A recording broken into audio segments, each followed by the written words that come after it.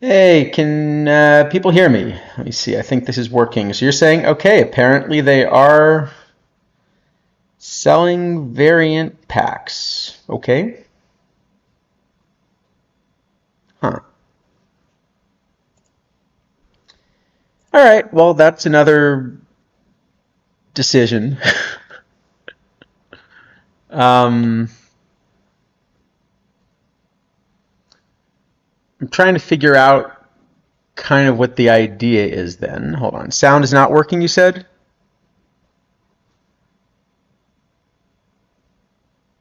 No, sound okay. Sound is working. Okay. Yeah, that's a decision. Uh, wow. So I'm trying to even figure out what you would do with the pricing on this because I guess the idea is these are the only packs that actually are guaranteed to have a card that might matter, except that most of the time it doesn't because of course most of the cards still aren't going to play as variants. So then how do you even price that? I mean, okay, yeah, I don't even know what to say about that one. I mean, it's just such a weird decision. So, in other words, for the spotlights, at least they've figured out how you price them. You basically always price a spotlight so that, you're paying about a 20 to 30% premium in order to kind of hurry up and get the new cards, and, that kind of works. But the variant market's kind of weird to begin with. Uh, wow. Okay. I Yeah, because the problem is you're trying to manage an economy, or at least I assume you're trying to manage an economy, and you have no control over what comes out of the pack. You're going to get a small sample size. I mean, that's just a nightmare to manage. Why would you do that? Uh, yeah, yeah. Hmm.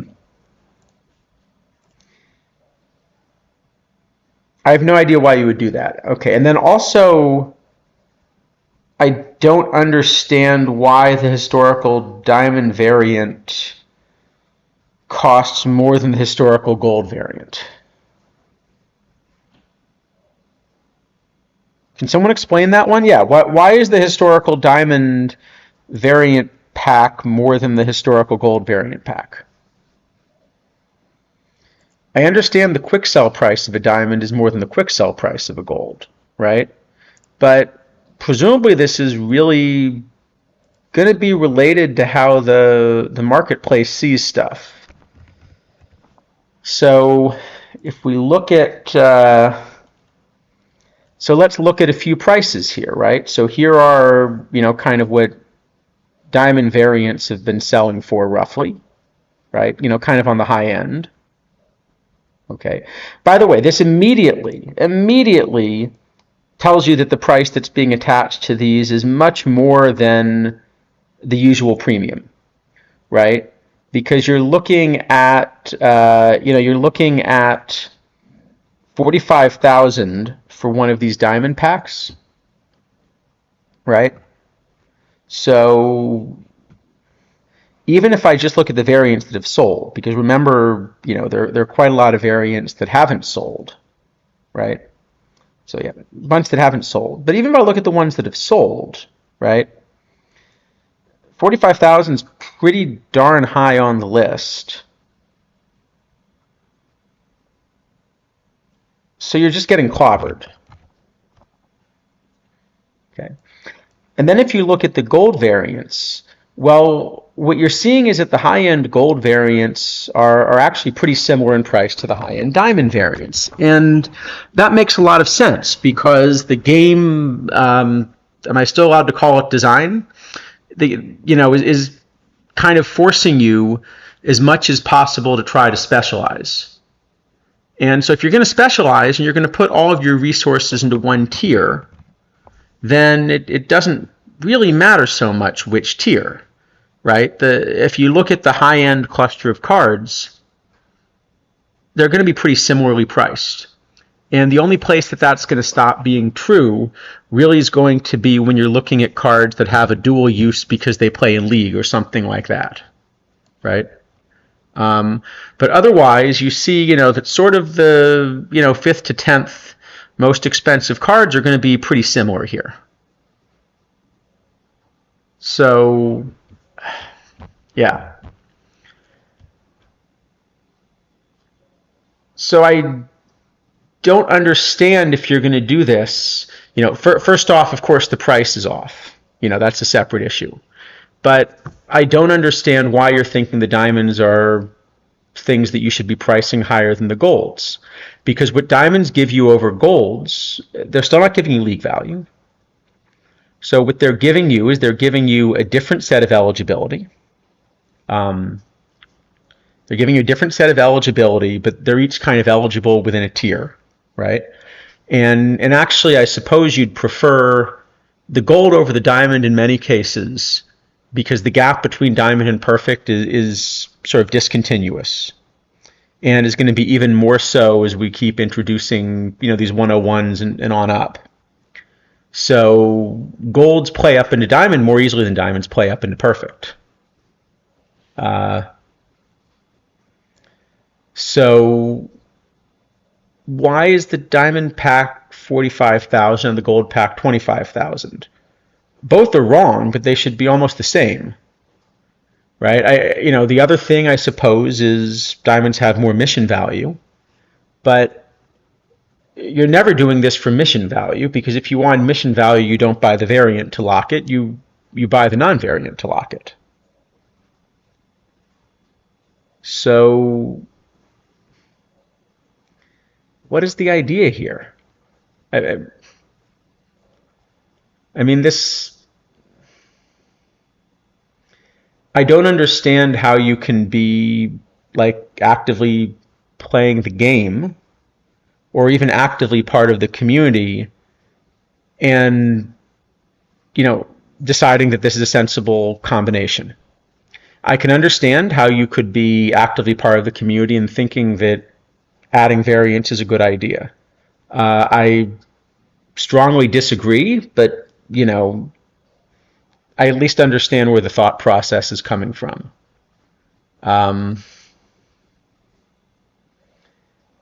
This I don't understand. Yeah.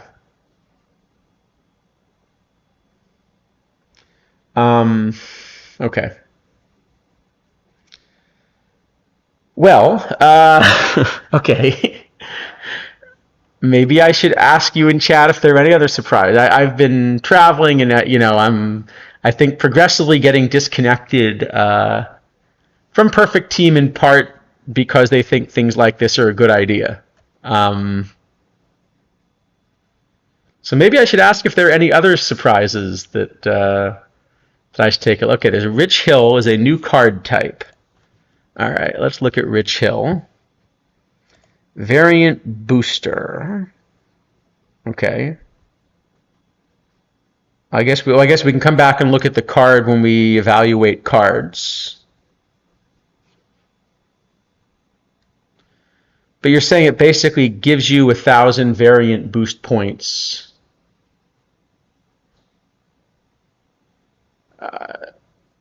What? Wait. Okay. So it gives you 1,000 boost points to any card. Okay, so first off, we've now gone away from the card collecting idea where, you're boosting variants with cards that have some relation. Okay. but then it gives you 1,000 to any card, even though the cost at different tiers is different. So you need like more or fewer rich hills in order to boost, basically. Okay.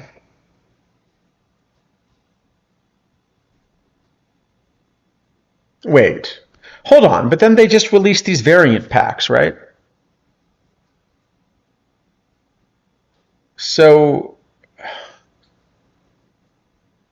okay. So look, so you've got these variant packs, and if you think about what's the value, like if you look in the marketplace, right? Most of the gold variants that you're going to get are not going to be meta gold variants, right? Um, so there are these couple up here that you're trying to get for your 25,000. Most of the time, you're not going to get it, right? What you're going to get is you're going to get one of these gold variants down here, which just isn't worth all that much. And so, wait, why is there a clubhouse? Oh, because I guess there is a clubhouse variant version of Bill Singer that'll come out at some point. Okay, all right, fine. But let's say you're doing that, okay? So let's say you're taking, like this Scott Downs or something, right? This is a card that even at high level, or this Dusty, you're not going to play this card at level 5, right? So why is this card still selling for a few thousand points? Well, I think the idea is that if I go and try to boost a variant, right, that I can then get 1,000 or 1,500 boost points from buying one of these variants, right? So what's happening, what's giving these cards sort of any value at all is basically the idea that they're acting as these variant boosters, right? But if you're now going to make packable variant boosters, you've even undercut that market, haven't you?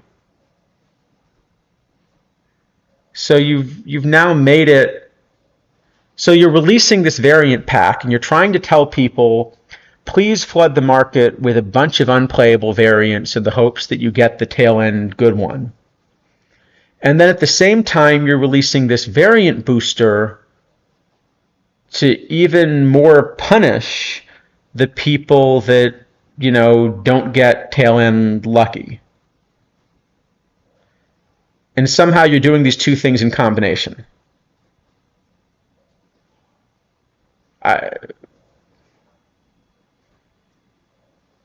Okay, that's a choice. um, that's a choice. Anything else that anything else that happened this week that that we should take a look at? Yeah, because I don't even know what to do with that one. Yeah.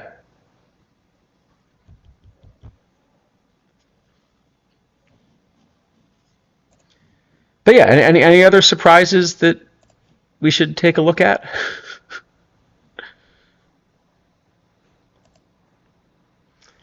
I was going to try to make this kind of a quick stream because I'm not, like I said, I'm not super enthusiastic about the direction this has gone at the moment. Um, I'm happy to try to quickly run through the cards. Um, let's see. I guess there's some interesting results I could show about real baseball because there's a paper we're just getting ready to submit that has a few surprises. So that might be a fun thing actually to run by y'all if there's some interest. So yeah, let me know if you're interested in that, and I'd be happy to, kind of try to show you some of those results. Otherwise, yeah, I was thinking I would try to run through the cards, but reasonably quickly, just given, like I said, I'm just not. I'm trying to limit the amount of time I'm putting into the game. I barely managed to get a couple of these PTCS lineups submitted and stuff. So, you know.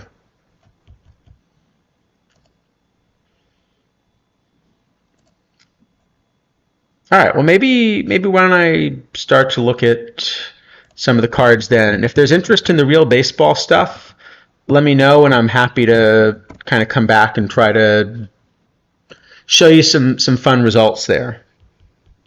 Um, yeah. So Rob Deere, that's the thing, is that you're not gonna. Yeah. Well, I think you understand the point. So yeah. I mean, there's a bunch of weird choices. I mean, this variant Carlton thing is also. There are a few issues that I think have been created which could easily have been avoided, and now like very much are on the table because the way that they've uh, done some of the game design stuff. You know, so for example, we've seen that cards end up in the clubhouse shop a little bit at different times and with different kinds of delays. And further, that now you see there's a time limited one that gets announced as a surprise. So first off, if they're telling us in general there are going to be time limited things, then that undercuts the goal of having people spend clubhouse stars, because obviously if you spend them, if the idea is that you'll always eventually be able to get whatever card you want, you just have to save up enough stars, that's fine. But if you're going to have time limited, if you're going to have time limited things in the shop, or presumably the next iteration of that's going to be limited edition things in the shop, you could do that version as well. If you're going to do that, you're basically telling everybody that they now have to save up in case you drop something. So that's the first point. But the second point is that we know that there are competitive players in the community that also hear about these things in advance because they're part of the chain in announcing them through affiliates, right? So, we saw this thing a couple weeks ago where like DishNet sort of walked into this trap with Call Your Shot, because of course,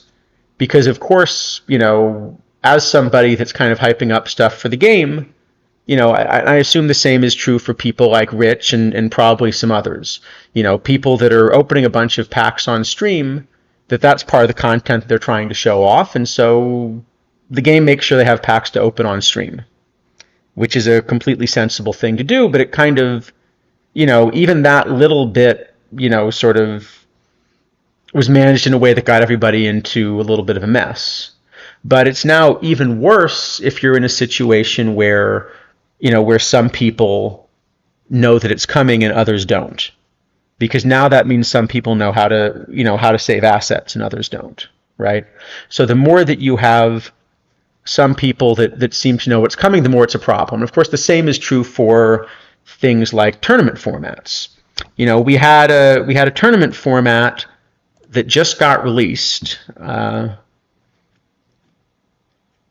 See if I can show it. Actually, it reminds me to sign up for a tournament. We had a tournament format that just got released. Saturday, high bronze only nightmares, right? So that starts to be a pretty specific format, right? This high bronze only 2019, etc. And there are a handful of these, up late with snapshots, of course, the snapshot specific. This is a silver cap that's only unsung heroes and snapshots. So there are a few of these that are now very specific card pools and very narrow card pools. But now you have the problem with variance that anytime you pick a narrow card pool, what you're doing is you're giving a strong advantage to people that basically happen to have guessed right, you know, as far as which cards might be interesting. And as long as what's happening is they're guessing right, that's okay. Um, but if it turns out that they're not guessing, if it turns out that, they actually have information or even are part of the decision-making process, then that becomes a problem. In other words, I know that part of the way that they've picked tournament formats in the past is, they've basically asked people in the community what would be an interesting kind of tournament format to see.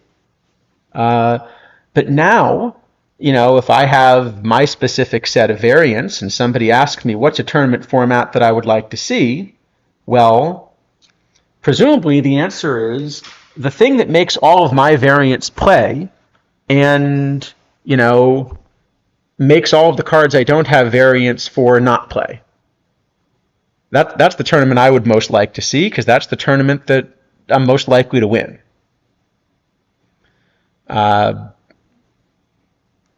So you're opening up this whole can of worms when you do that.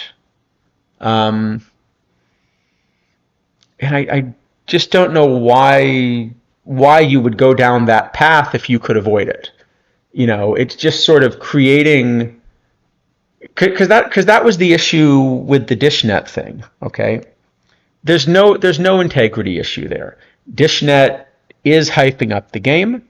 As part of that, he shows off packs and other in-game features, and he's not an uber competitive player. If he were kind of also actively trying to win Perfect League at the same time that that he's kind of getting an extra push, that then I could see why people would be upset. He's not doing that. He's not trying to be an uber competitive player. He's showing off the features of the game on an official channel. But the moment you do that and start to be competitive, the line does get blurred. And with a lot of these kind of hyper specific things, you're opening that up. With a lot of this haphazard, like when do things hit the clubhouse shop? They hit it on equal times. Okay. So I'm going to guarantee that even randomly, if I were to go back and look at the list of winners of weeklies, okay, there are just enough weeklies and enough people in the community that I'm sure I would be able to find one, at least one, where the times that they won, big tournaments and won a bunch of points correlates really well with the release of Clubhouse Shop cards, and the times that they weren't winning tournaments correlates really well with the big gaps between release. And that's always going to happen, just because you have enough people in the community that's going to happen. But now doing it this way, you create this easy perception issue that you just don't need. So it's just a weird set of choices. And I guess as game designers, I don't understand why you'd want to go down that path. It's one thing if it's something where, it's a path that's at least making you a lot more profitable in return for that. But I don't see how it is. I don't see why a haphazard set of Clubhouse Shop releases and an unpredictable set of releases in a way that kind of encourages people to conserve resources instead of spend them is good for your game. In fact, what's good for your game presumably is something that encourages people to spend resources as quickly as possible so that they're starving for more.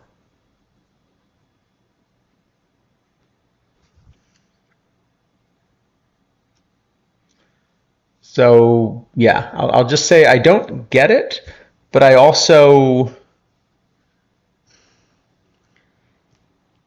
if this game's going to survive, I think it requires having, players that are capable of being competitive players, but are not competitive players, sort of as part of the decision-making process. What you really need is you need a group of sort of former competitive players who have the chops to kind of figure this out, but who understand that by being part of a game design process, they're basically not allowed to be competitive players.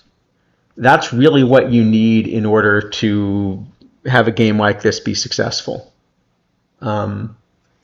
It doesn't work without having the people that understand the competitive aspect involved, and it also doesn't work if the people that are involved in making these decisions also want to compete, just because of how important insider information is in the current iteration of the game design.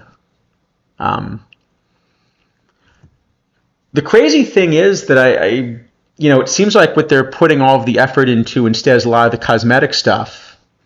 And I saw the point made, elsewhere this week, but I think really eloquently that, look, what most games would be doing if you're going to spend they're putting all this effort into things like licensing. And for most people, the licensing, doesn't make a big difference. For a stream like this, we're not really looking at the card art. We're not judging the card art. You can have a really pretty card, and if the numbers on it aren't any good, then I don't care. But there are clearly also people that see this as a card collecting game, and there are people that really appreciate the card art and these other cosmetic features. And I sort of feel like the really successful version of game design for something like this is you get people to pay for cosmetics.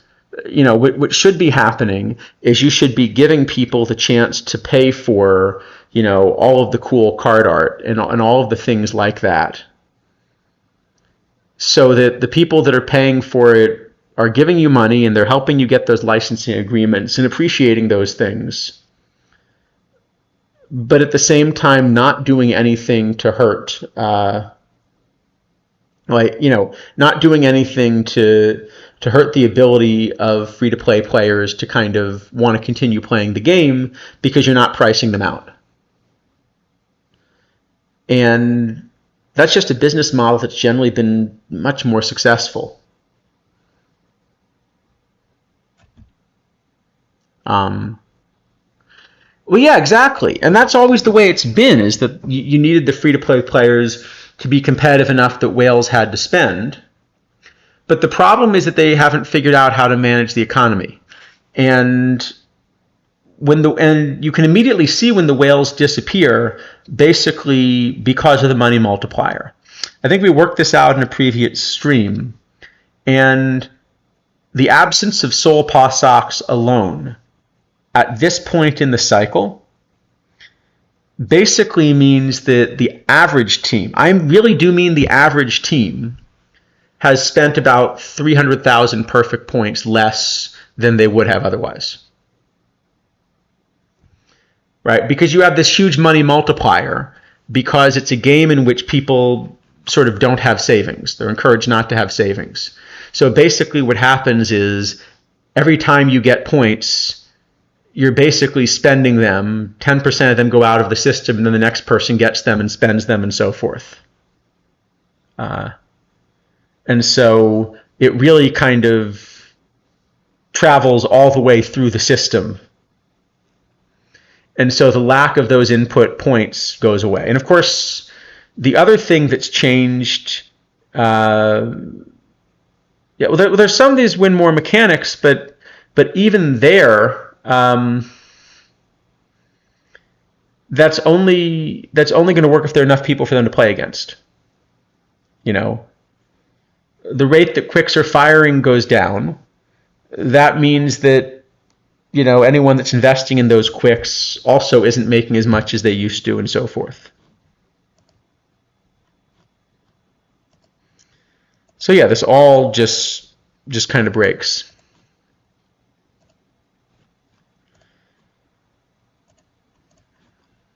Anyway, I don't have much of a solution here. It's I don't think there's a solution without involving people that play and understand the game, but are not competitive players in the game design. And yeah, I don't know what else to say there. So anyway, why don't we try to race through some cards? I really was hoping to be out of here in about an hour, just given because I'm traveling early tomorrow morning.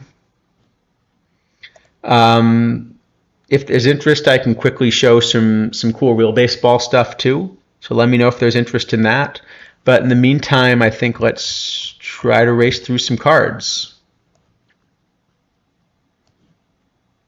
So, all right, what do we got here? It's a fairly big set too. All right, we got Phil Powers.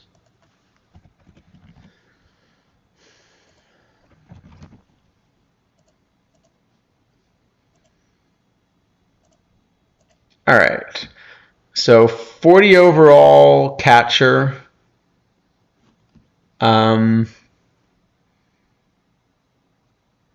Not a great bat, which makes sense. Also not a great glove, but of course he's 40 overall. So I guess what we're really asking is, how is he compared with your 40 overall catchers? And at the moment, probably it's this Vasquez. So this Vasquez has a little bit worse bat, but a lot better glove, which, especially if you're thinking about these as sort of a cap filler, the bat difference isn't going to matter so much because in a cap, sort of generally both of these bats are being overwhelmed, so it flattens out a bit. Glove doesn't really flatten in the same way though, so I think you're, even in low iron or something, you're playing Vasquez of the two. And of course, you're probably always spending the 6 points on Molina or something like that. But yeah, so okay, so in general, I think this one's just not going to work. Yeah. All right. Mother Watson. So 40 overall. No stuff. So, probably you'd prefer to run him in an early era. Even then, he kind of just still seems understated though, right? So if we look at some of the 40 overall starters, for example, like compare this to Canning. This is just a much better, well, it's a much better modern card, but it's also a much better early era card in terms of what you're getting. So yeah, I think it's going to be tough to find a way to make Watson work either. Okay, and then how about, let's see, John Shave. All right, a little better, actually a fair bit better versus lefties. Listed at third, and that's probably the only place you'd even really think about it, right? But I guess the problem there is he's just way behind all of these low irons. But for that matter, I guess we also have, in fact, this part of the reason that this isn't going to work is that if you're going to pick sort of the cheap version, this Cintron is so much better. Look at what you're getting for one more point. You're getting 92 range. He can play 3 defensive positions, and you're at least getting some semblance of, a little bit of a bat. this still isn't a card that I'm starting in low iron or anything like that, but I'm always going to pay a point to get Centron. And if I'm looking at a verse left option, I'm always going to play this point for Alman instead, who qualified to play first, second, third in addition to the 82 range at short. So Shave's going to be an F. Centron is more of a cap card. He's the verse righty and slightly better glove version of what you're getting for Alman. So, that is that's going to be much more of a real option, on some level. So, yeah. I think Centron, probably is more like a C for cap. He's not good enough to even play in full low iron. But it's a solid C. And the other thing about Centron is he's starting at 92 range. Notice that when you mouse over, it doesn't actually show you how much the individual ratings are going up. It just shows you that his overall defensive rating is going up, right? But it's worth keeping in mind that 92 range is actually going up, despite what the UI is telling you. It is actually going up, and that does matter a little bit. So, he's also going to be the much more useful card if you're gonna start to think about, investing. I don't know if either one is really the cap card I'd invest in. I suspect I'd rather invest in Alman, because the nice thing about Alman is that he's legitimately decent versus lefties. So what you can do is in a cap, you can, even though he's not going to be your best starter versus lefties, your starter is always going to be your best starter versus righties and lefties in any kind of, big cap, right? But you can kind of ignore that a little bit. What you can do is you can play Alman. You can sort of play Alman as your starter versus lefties in order to just get better quality rest and to make sure he's always playing versus the lefties instead of the righties or something like that. Unless you're facing 5 righties that round. So I think from that point of view also, I would much rather invest in Alman than Centron. But having said that, Centron clearly has a place in these caps. And in a lower cap, I'd actually be pretty happy trying to play a version of both for 1 point each. They're each going to be decent upgrades over the 40s. So, all right. Sammy Sosa. We're actually getting a decent outfield glove for this version of Sosa. So that's nice to see. Getting power versus lefties. He'll strike out a fair bit, but, he's a low iron, so you're sort of going to accept that, right? So, having said that, I'm still seeing him behind even the pretty good lives in low iron. So I'm still seeing him as at most a cap card, and maybe not that interesting of a cap card. I think maybe the glove's good enough to do it. I mean, I think I'd rather pay 2 more points and get like the live Tim Anderson's bat or something like that.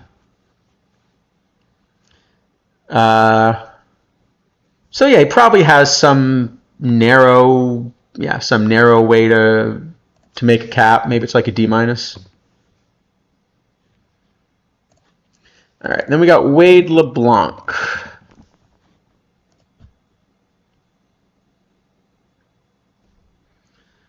Okay, so this is a lefty. Not horrible splits for one of these iron lefties, which is nice, but still pretty badly understated, isn't he?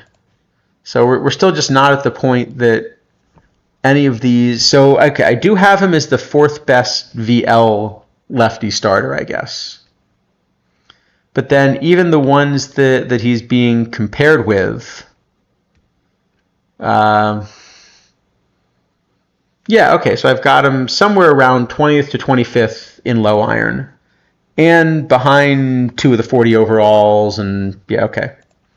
Yeah, just I don't think we need to think too hard about making it work. Joe Morgan. Yeah, we're gonna try to run through these quickly today. Probably I'll fail, but we'll do the best we can.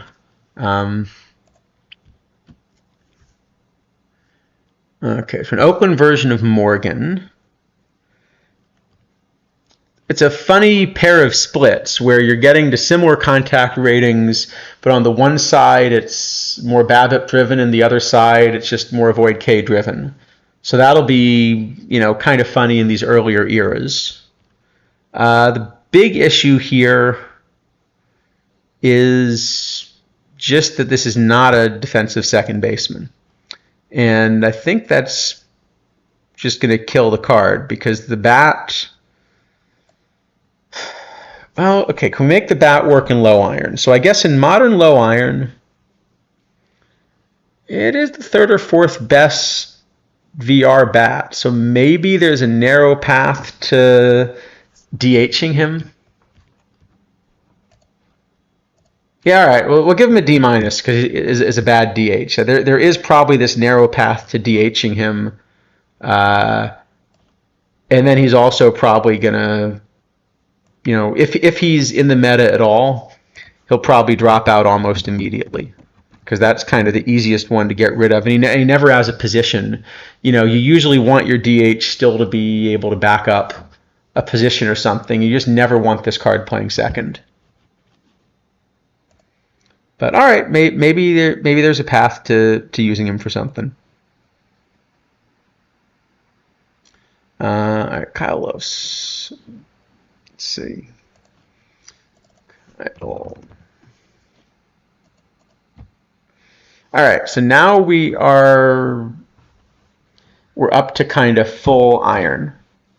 So it's a control and PBABIP card.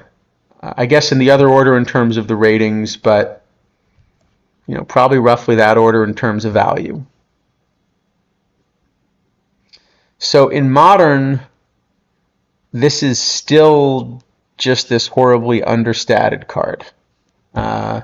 So for example, I guess the one people are going to run at the top from the PTCS is this Lannon, right? This is sort of going to have a lot more of some of the key things. But, even somewhere in the middle, right? So if you want a PBABIP and control heavy card, this is not a card that I think belongs in the meta, by the way, but just to give you an idea that this Jake Irvin probably has more than Kyle does as well. So I can't really see a way to make that work. And then, because a card like this will be fine in early era too, or the McCormick that came out will crush him in an early era and so forth. So even in early era, there's not really a way to make that one work. All right, Jorge Orta. Okay, clearly versus right. Let's see, listed at right field. Yeah, probably with that shape. This is a right fielder. It's definitely not, an infielder. I don't have anywhere close, though, even VR. Yeah, the glove's not great. The bat kind of has to carry him, but it's sort of like about an 8th best VR bat in iron. And there are too many DHs there. So it doesn't work in modern, and as you go back to earlier eras, now you're running into Jesus Alou and Denny Doyle and those kinds of cards are even getting stronger. Okay, so that one's not going to work. The one that's going to come closer is going to be this Mark Reynolds. So this card versus righties in modern is probably around around second best. He's still a little bit behind Doyle, maybe somewhere around Doyle, a little ahead of Alou, Taguchi, those kinds of cards. He'll drop off a little bit when you go back to earlier eras, but he won't drop off as quick as you might think because the avoid Ks are a little bit on the lower side. So this is also going to be a really good card. 90s, maybe even back into the 80s. This is going to be pretty solid. So I think this one's going to be pretty playable. Is the point. Now he's first base only, so that's going to limit things a little bit. But yeah, I think I just stick him in at first base. Probably, one way. It's a natural place to platoon. Yeah, okay. So this one's probably like a solid B or C, maybe like a B minus. Yeah, something like that. All right, and then we've got this Kayaspo.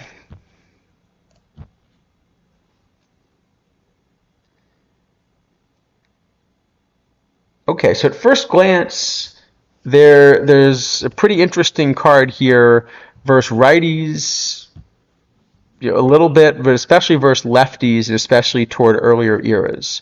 And with the 82 range, this is, I would expect this one to be a lot closer. So the bats behind the very best bats, VR, but at third base, I've got him as the best VL. Like it's probably better than the Jackie or something, the Iron Jackie. VR, the bat's still a little bit behind, but of course it's a pretty good glove. And then, in addition to playing third, he does play second. And although the glove doesn't play as well at second from a shape point of view, he is, the bat's still going to carry him there. So you still want to play him VL, I think, all over the place, but it's not a bad VR option. And especially, if you have a very right-handed meta, then the thing about a right-handed meta, so before Lannon, a lot of people were running 5 righties and iron. And if you're doing that, what you really want is you're occasionally going to see a lefty, but you really want your versus righty starters and maybe your versus righty backups even more than you want a platoon. And, the more you start to do something like that, the more it becomes really good to have a card like this where he's a credible versus righty starter if needed, and then also excellent versus lefties. And that becomes a really good combination. So, I think this one's going to be pretty solid, even though he's kind of on the wrong side. And with Lannon, he's a little bit less on the wrong side, maybe, than before as well. So, I think this one's probably a solid A, the 2 positions. All right, up to bronze.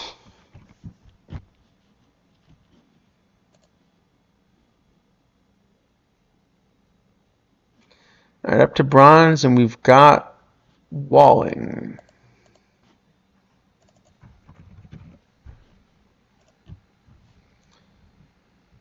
So similar kind of shape to Kayaspo. The glove's not nearly as good.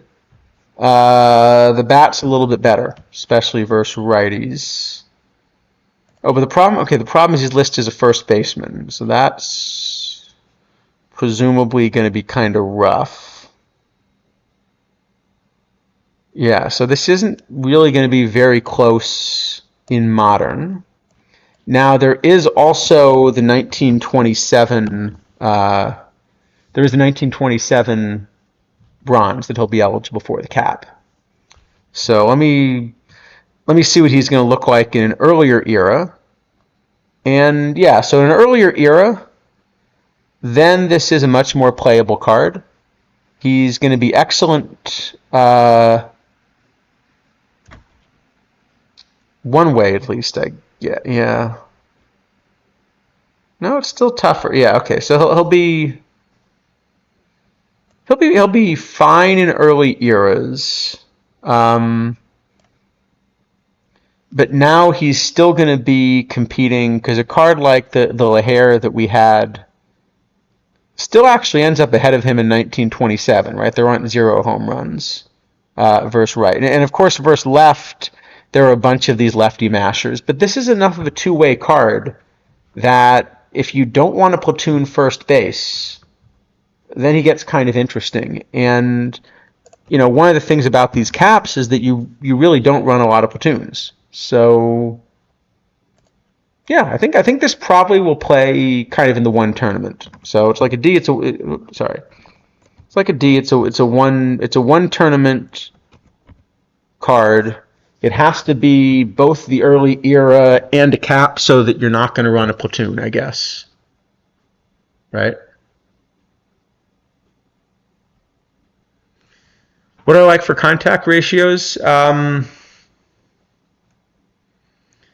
I guess I'm not quite sure what you mean by contact ratios. In other words, uh, all of the ratings on the card sort of matter. The avoid K is telling you what it sounds like. Especially in the modern era, there are more strikeouts, and so avoiding strikeouts becomes a little more powerful. And then BABIP's telling you about what happens after that. You know, and typically usually the contact rating is actually a pretty good indicator of something like what would the batting average be in I was going to say modern, maybe I should say 2010 or whatever. But what would the batting average be against an average set of pitchers? Or against, a set of pitchers that's rated 75 in everything. And in that scenario, contact's basically a measure of batting average. That seems to be how it was calculated. So I think it's not a bad kind of quick look. But the contact really is kind of combines the avoid Ks and the BABIP.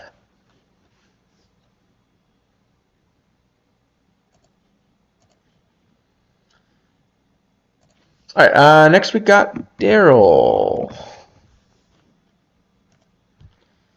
Well,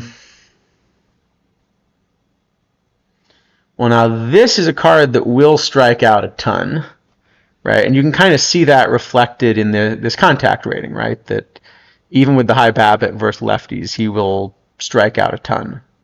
The problem is he also kind of has no glove.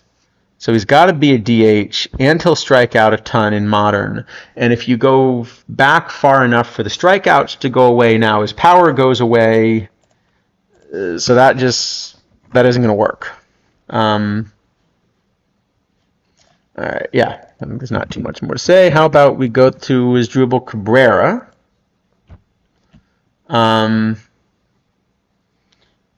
That looks like an excellent versus lefty card that can play three positions. Probably second base looks like the best from the shape of that glove.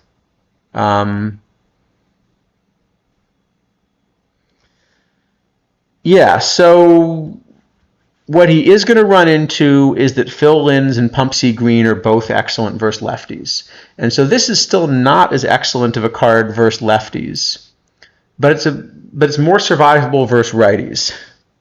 And so that means the card clearly is still going to have a place. And if you were to, kind of get one way to think about it is that if you were to get the variant version of this card high level, the glove is now good enough that you probably can start to think about letting him see a few righties. And that's a big difference from what you're getting with a card like Pumpsie Green. So yeah, this one's probably a solid B. I mean, he's certainly playable. All right.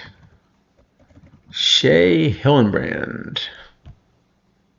I remember from Boston.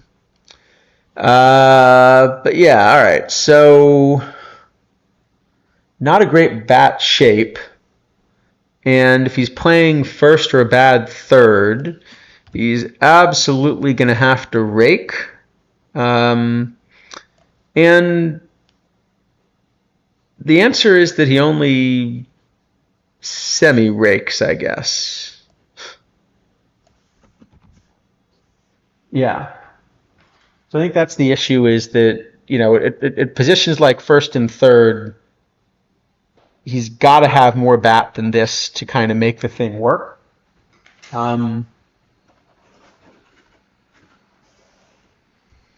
to think if there's an era. No, there just isn't. There isn't an era really to save a shape like that, I don't think. So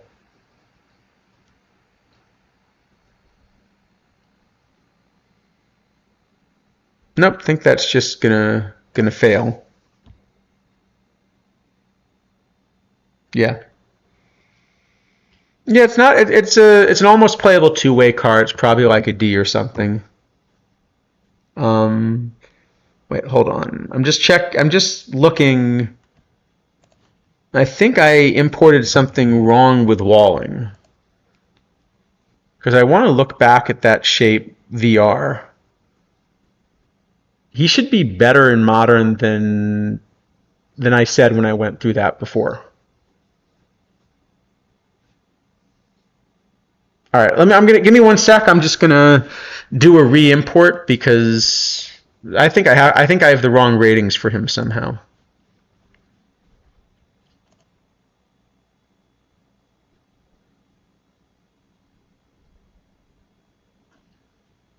Okay. Yeah, I do have him. I do have him a higher VR than what I had said before. Okay, good. I'm glad I checked that then. So that card's actually probably more like a B. Um, that one's going to be more playable. Sorry about that. I'd say we'll fix it in post, but I'm not technically capable of doing that. So yeah, let's look at Carlos Beltran instead. Not the Clubhouse Beltran, the Rival Week Royals one. So I really like the defense, and in general, it's been tough for us to find really good playable outfielders at a few different levels. So just that alone is going to make him pretty interesting. And the card still is going to be behind Jerry Benjamin, but this is a low bronze. And also, Jerry Benjamin's also playing multiple positions. So even in full bronze, this is a card that you're probably playing somewhere versus righties. You're probably playing him. Maybe putting him in right and Benjamin in center is the slightly better combination. But you want both, and this one's even a low bronze. So I think this one's going to be like a solid A plus, and probably should be in addition to most of what you're doing in bronze. Obviously, I wish he had a little bit more eye and so forth. The other thing is that he's going to survive into some slightly earlier eras because he's BABIP driven. So even in 1927, this isn't a disaster because you get this excellent glove. The BABIP's pretty good, and at least some of the power will stick around. Plus, again, just outfield's been so weak. Like as a whole, the outfielders haven't been very deep. So it's a little bit easier to break in there. All right, Johnny Estrada. All right, thanks. Let's see, Johnny Estrada. All right. So at first glance, the catcher defense looks awful, but the 66 framing is interesting. And so remind me. Yeah, I'll say again for chat. If you're interested, I can show you something really interesting about catcher framing at the end of the stream. So or in the middle. Just let me know if at some point you want me to, and I'll show you some interesting things we've been doing with real life catcher framing. But the point is that this is not as bad a defensive catcher as that number makes him look, because he's got that important rating.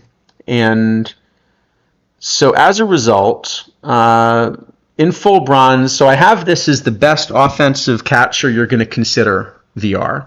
there are other players listed who were eligible at catcher. Um, you know, but this is probably your best one that's listed there. Um, yeah,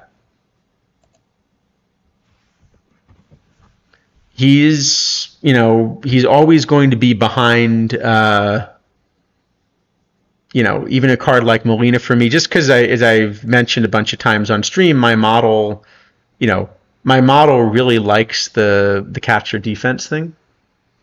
Yeah, so my model really likes the catcher defense thing, but you know, that's kind of a separate issue.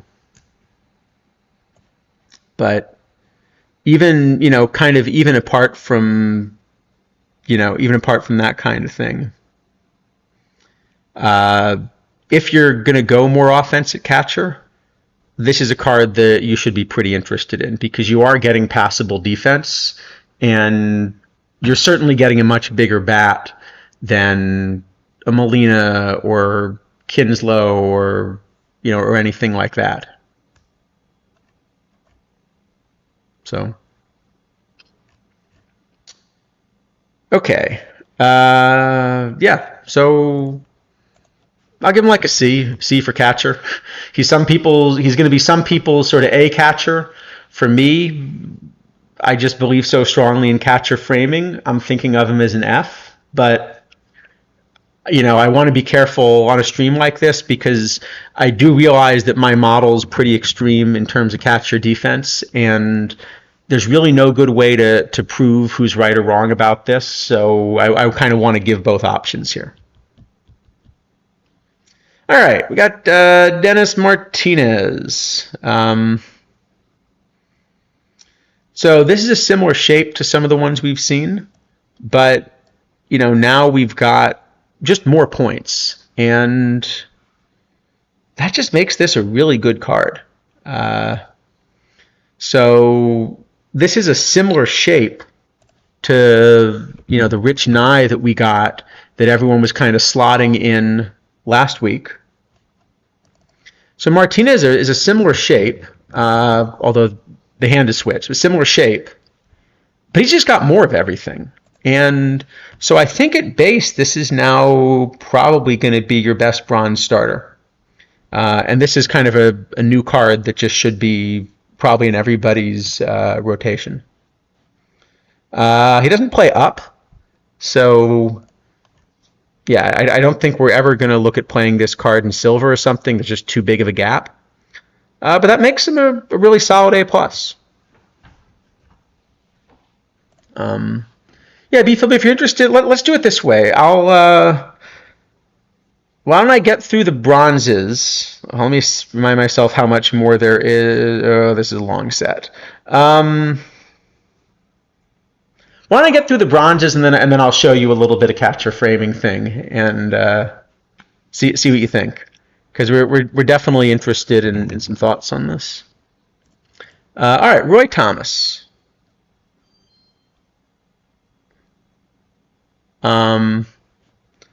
Roy Thomas. Okay. So what do we got here? Center field only. 89 range, so probably a bad defensive center fielder. Good bat versus lefties. So the bad news is this is a weak side of a platoon where, well, there's a weak side of a platoon. Actually, hold on. There's a lot of I there, and you know how much I like I. Hold on. I better check this. Yeah, the left reverse splits. No, you know what? This is actually enough I that, yeah, this does grade out just as the top center fielder.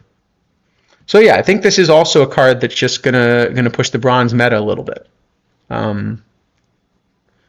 So we've now got a couple outfielders that are in the mix. He's in the mix. Beltran's in the mix. Jerry Benjamin's still in the mix. And that's another big change, is that these are two-way cards. So that's really going to change the way you build a roster. I think my first iteration, like with launch cards in bronze, I was using 3 platoons in the outfield and just trying to find a way to make up the numbers.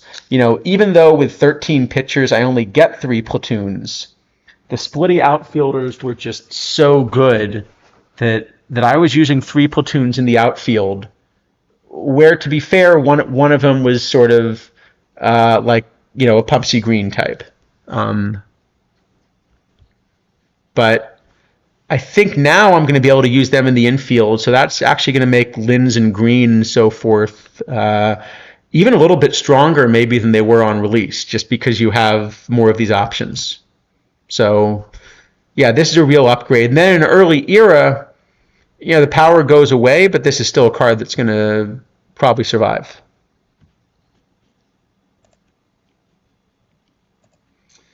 All right, what do we got next? We got Evaldi.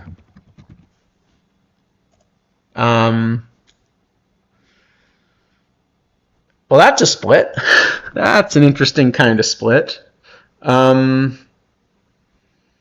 So he's got the reverse split, home runs, and then the standard split everywhere else. Okay. And overall power ratings, comparable to some of the new releases.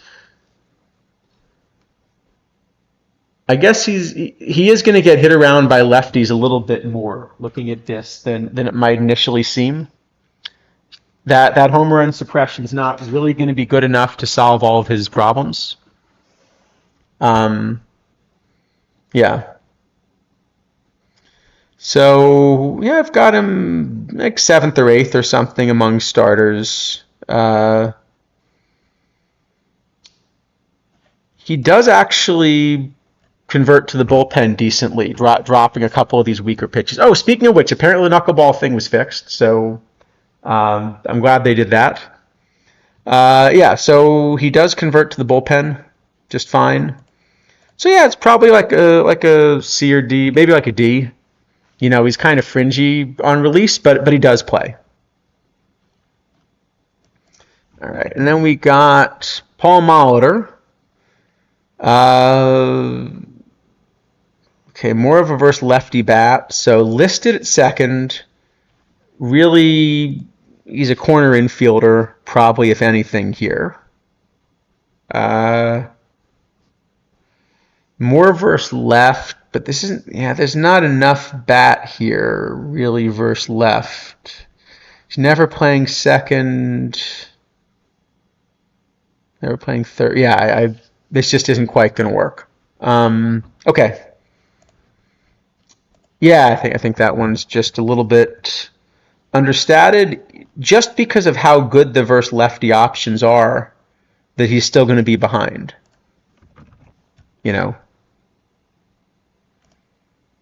Like, I would still just rather play this Pumpsy Green versus left than Molitor. And that's the kind of card that he's competing with, so until you kind of can print a card that's like competitive with that versus lefties, the only way to do it is going to be to get something more like Asdrubal Cabrera, where he's survivable versus righties plus closer to competitive or something like that. I think that's the only way to do it.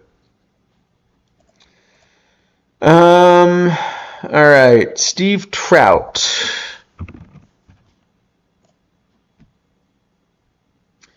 Okay, big home run suppression. Lefty that's going to try to be survivable versus righties and will convert to the pen decently. Love the extreme ground ball shape. Like, that's clearly, the kind of shape that's been successful in the past. And I think, again, it's worth keeping in mind that it's been hard to find lefties. And suddenly we now have Nye, we have Lannon, we have Soto, and we have this card. And there's enough home run suppression here that this should probably be somewhere toward the back end of your rotation. So, I don't know if there's that much more to say about it. It's it's going to be a pretty flat card for one of these lefties. It's not, moving the meta, but it should be in your rotation. So it's like a solid B. And and but it is another lefty, which then means that all of these lefty mashers become that little bit more interesting than they were a week or two ago. All right, and then we got Saltalamacchia.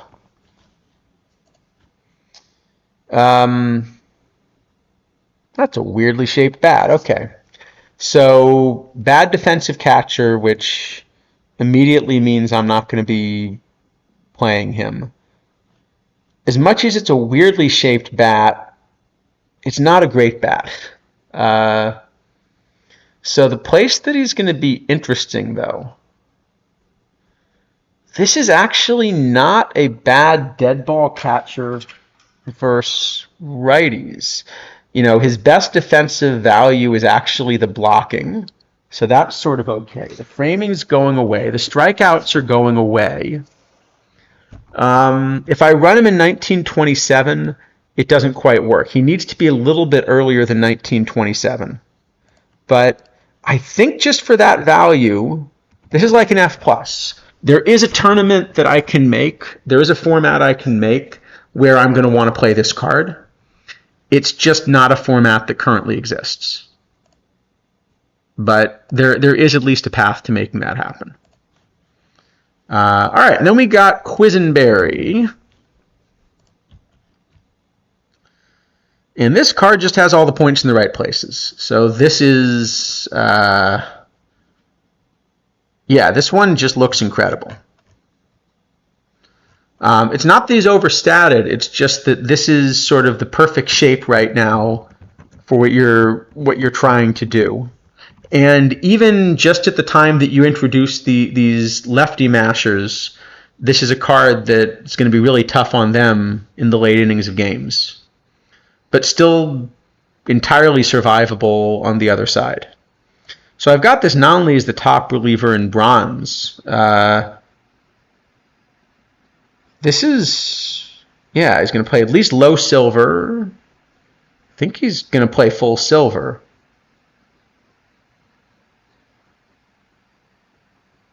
Yeah, so full silver, he's the best VR reliever, which is enough that I think he's just going to play full silver. Yeah, so I think this one's an S+. And I think that's one that I will be wanting to pick up. Yeah, I think that one's a solid S+. So, all right, and maybe that's a good. Let me see how many more we've got. We've got.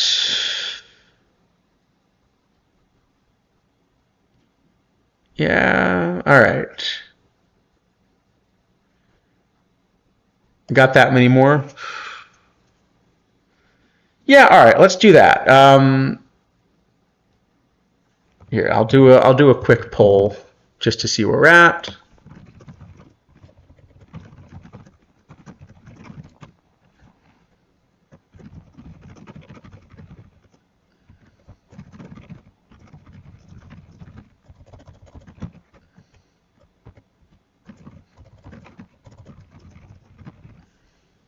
Just gonna put a quick 2-minute poll up and see what people would like to do while we think about kind of getting to silver.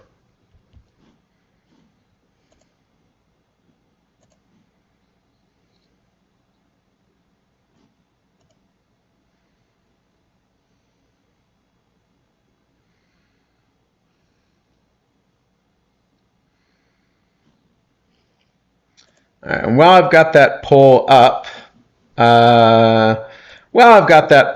let's look at Luis Leal. Going for 8,000, huh? Okay, going for 4,600. But even so, that's impressive. All right. Is he worth it? No. No, I not only can I not see this working, this one's just completely understated, but also if you're going to look at a 70 overall, this Zito just has a lot more of everything.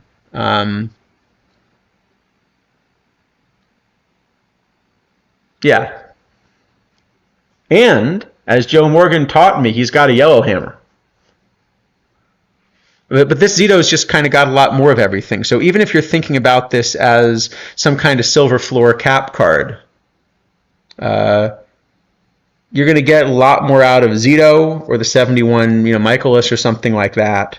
So Zito, as for Zito, he's still behind. Well, he's behind kind of the Rich Nye types.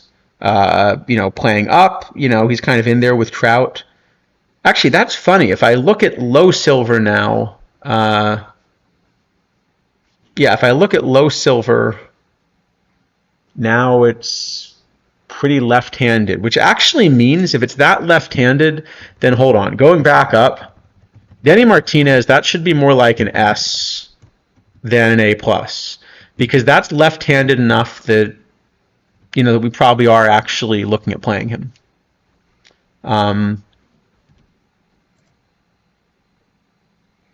But yeah, this is not a card that you're going to play, full silver. Low silver, it's kind of at the edge, but it's definitely a cap card. So it's probably like a solid C. All right, and looking at the poll, it looks like we're going to do the cards, and then we're going to talk. All right, so here's what we'll do. We'll run through the rest of the cards, and then I will show you the catcher framing thing. And I am going to try to convince you that I like Jake Rogers even more than Sporer does.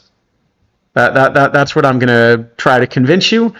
And that he maybe even has a shot at being an MVP candidate. So y'all can tell me why I'm crazy, but I will show you that at the end of the stream then. Okay, Ron Hasse. What is a perfect game secret weapon? Okay. All right, so 94 framing, 96 arm, so good defensive catcher. And you know how much I like my good defensive catchers. So this is a card that I'm going to want to play. I do like the Benji Molina better because the bat's just so good and the glove is still, passable. And this isn't an excellent glove. But this is sort of your glove heavier option. That's not that far behind Molina. I do have this one now a little bit ahead of Red Wilson, at least VR. Wilson, is more balanced, so he can play both ways. But Molina is going to clobber the lefties anyway.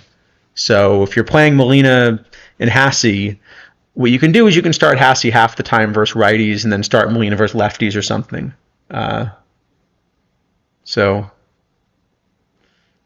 I agree. I was really surprised by this, but that's why I want to get some ideas. I think anyway. I've got him as a solid B. And also he's playing up certainly into full silver just because at this point there really aren't any high silver. I think it's possible there just isn't a high silver catcher even like it's been released recently. I think the best high silver catcher I'm seeing might be Farmer Vaughn or something like from the release deck. All right, Brett Barbary. So listed at short. This is let me pull up the card. Try that again. Listed at short. This is more of a second or maybe even third baseman actually. So I think he's clearly behind a card like Pop Lloyd, but we've seen a lot of people still using Vic Power. I think I probably was the last time I built stuff. And this is now kind of your first option, which is going to jump ahead of Power in the pecking order.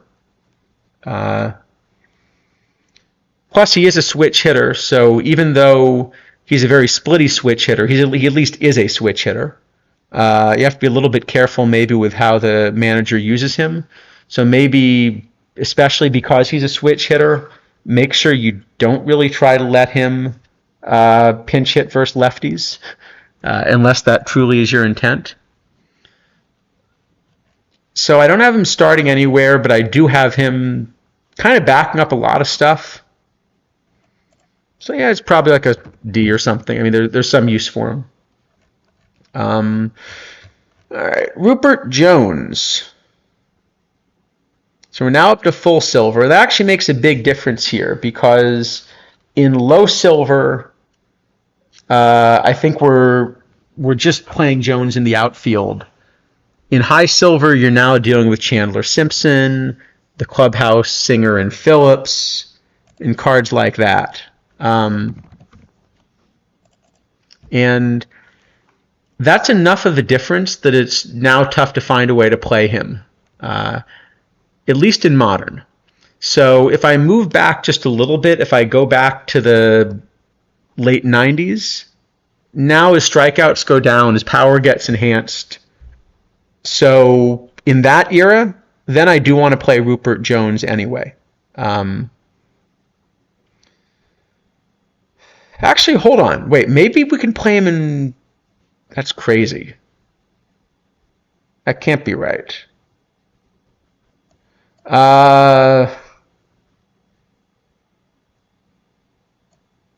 Okay.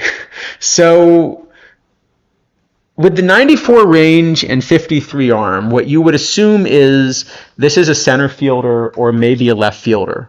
And right field's kind of the worst place to stick him.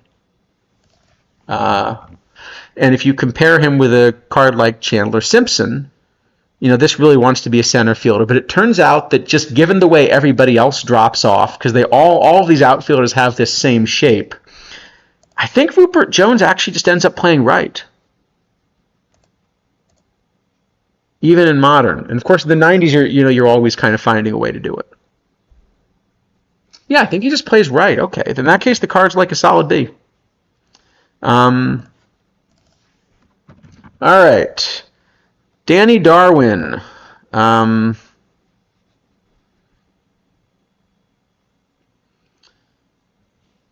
Wow, those are atrocious batting ratings, and I'm curious kind of where the numbers come from that, because this is an AL player in the early 80s. But okay, putting that aside, those are also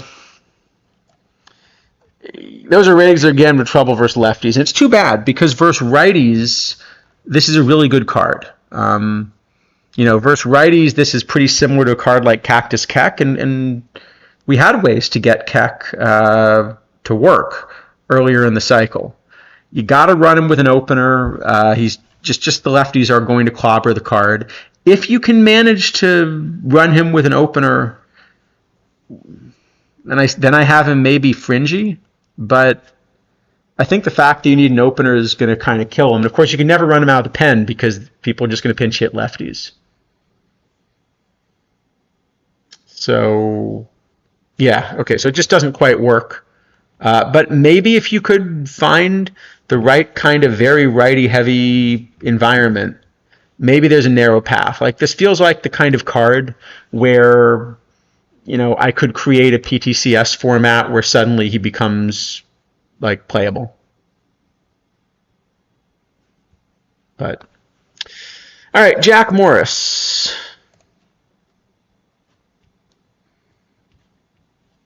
Really PBABIP heavy, and actually pretty splitty as well. So, maybe not as bad as what we just saw with Darwin, but also fewer rating points versus righties. Having said that, because of the lack of split, I actually have him grading out a little bit ahead of Darwin just because this is a much more survivable card versus lefties. He's not great versus lefties. He's not even in the top 40 versus lefties. But he's just enough to be survivable that this is... Yeah, I've got him like number 6 or something among starters because there's so many of these splitty options right now. And I guess he's one of the more survivable if you convert him to the pen. Yeah, you're getting forkball changeup. All right, he's probably fringy. He's probably like a C- or something. Yeah, something like that. All right, let's go on and let's look at gold. And Jeff Zahn.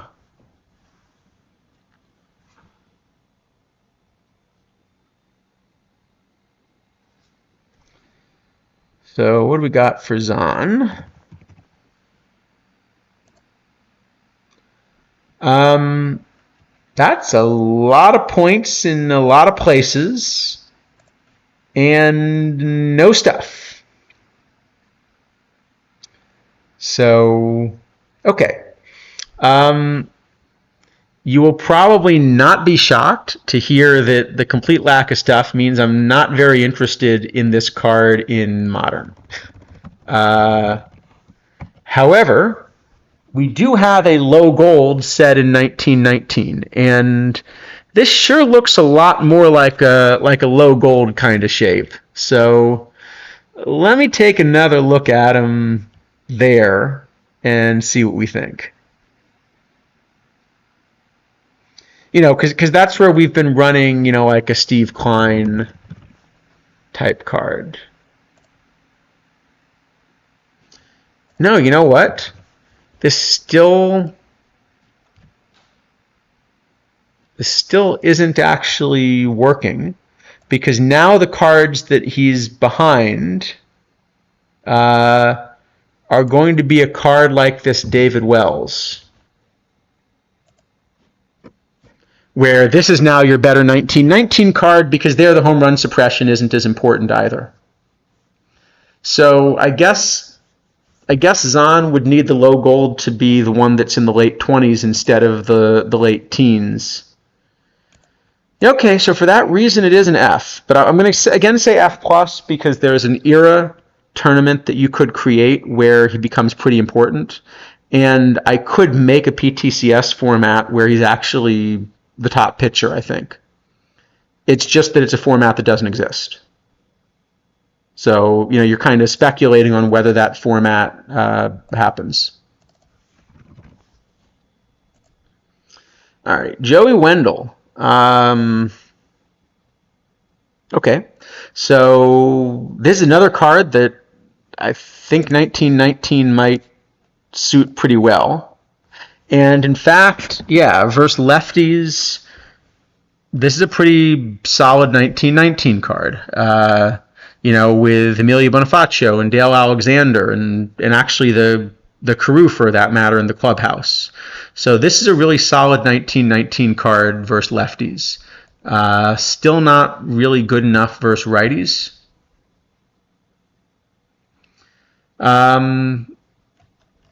But of course, in 1919, you really get full platoons everywhere. So I think it's like a D plus. It's actually a pretty important 1919 card. It's only important for that one tournament, and apart from that one tournament, you're kind of never going to want to touch him. But in that one tournament, this is a pretty important card, and so I think you are going to want to own him. It seems like that has to work.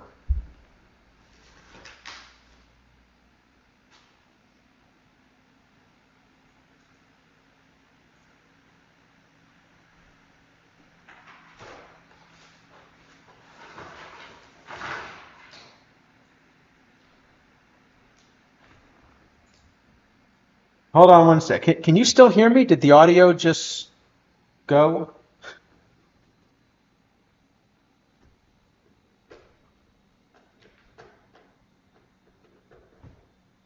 Okay, let me change the setting. It looks like the audio is not going through.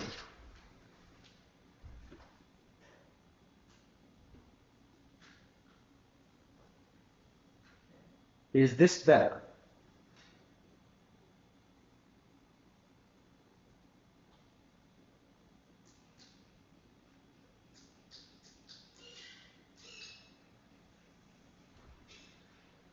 Not working. Okay, is this better?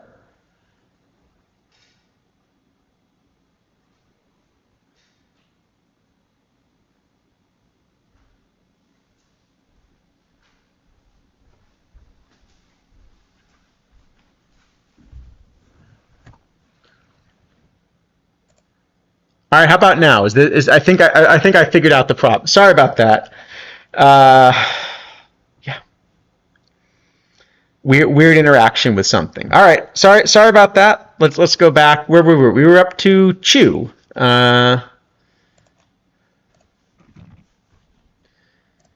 That's a lot of I, and you know how we feel about I here. That's especially a lot of I versus righties. It's just a darn good bat versus righties, and it'll be an even better bat if we could take this card back to the 90s or something. Uh, but even modern, this is just the best bat VR. Isn't so good VL, but it's still the best two-way bat that I've got, just because of how incredibly good this bat is versus righties. It makes for an interesting decision what to do in something like a gold cap, because you don't really get to play both ways. Maybe you just play him. I mean, there's an argument to be made for playing him in a gold cap and then just, having one or two other lefty mashers to kind of dissuade the lefties. But this is going to be a huge bat, at least everywhere he's eligible. He is eligible for low gold in addition to full gold. And I guess he must play up too then. Right? Let me check, but this looks like he's going to play up. In fact, the funny thing is, this is actually in some ways a more valuable card in low diamond. Because there are fewer of the caps, so you have a better chance to platoon him. And it is a card that wants to be platooned. This card absolutely plays up.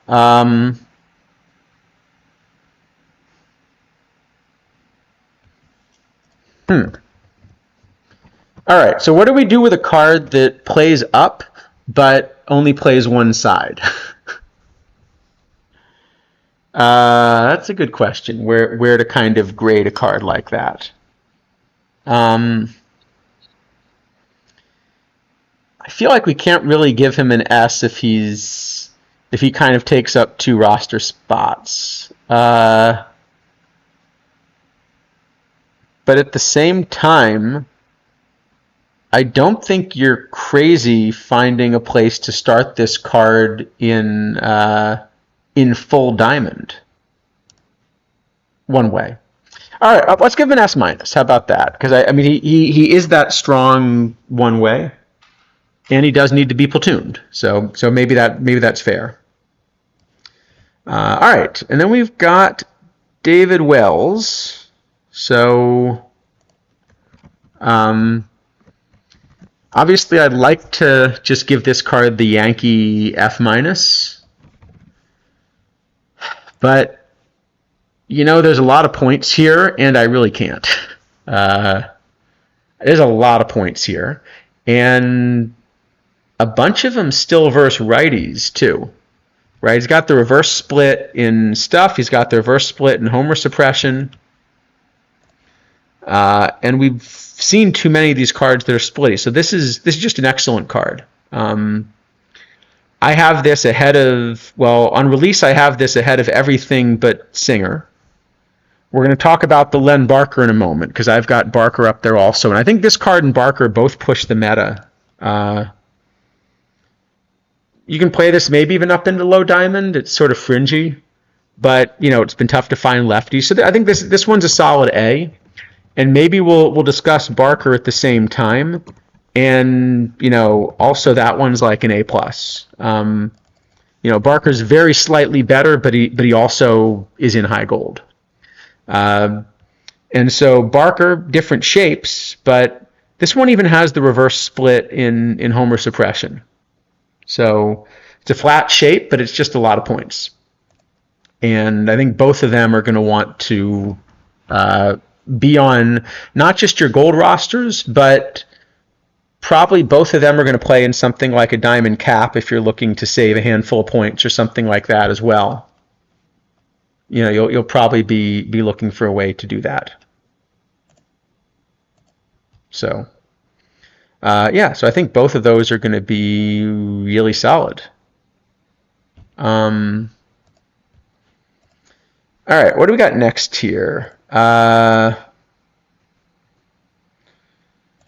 Granderson. It was one of Spore's favorites, but it's a Yankee.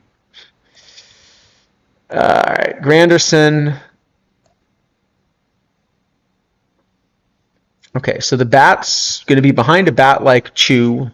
It's, probably more similar in quality to, a Rupert Jones type, except that this is now low gold. And this isn't as much of a low gold 1919 card. The shape the power really is going to get nerfed there. Plays left and center. I think you'd prefer to put him in left. But I guess now the issue is whether he gets squeezed out. So let's see. This card also needs to be platooned, but maybe that's okay. It's just he's always going to be second in line behind Chew. So maybe you run Granderson in left, you run Chew in right. I guess it's something like Lofton now in center because he's your two-way card. Yeah, you could probably make that work because then you've still got a Lee Lacy type, the Mission Jackie. Yeah, so there are enough options to platoon him. Okay, so probably there's a way to play Granderson. Does cost you the extra spot. He's not a huge upgrade, so it's probably something like a C, but probably playable. Something like that.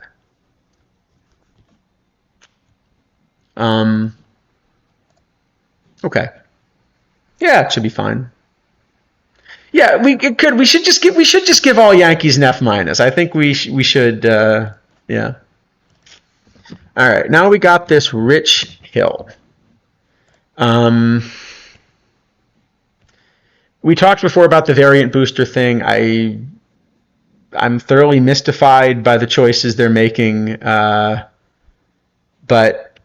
as for just the card, this is a lefty with huge reverse splits. So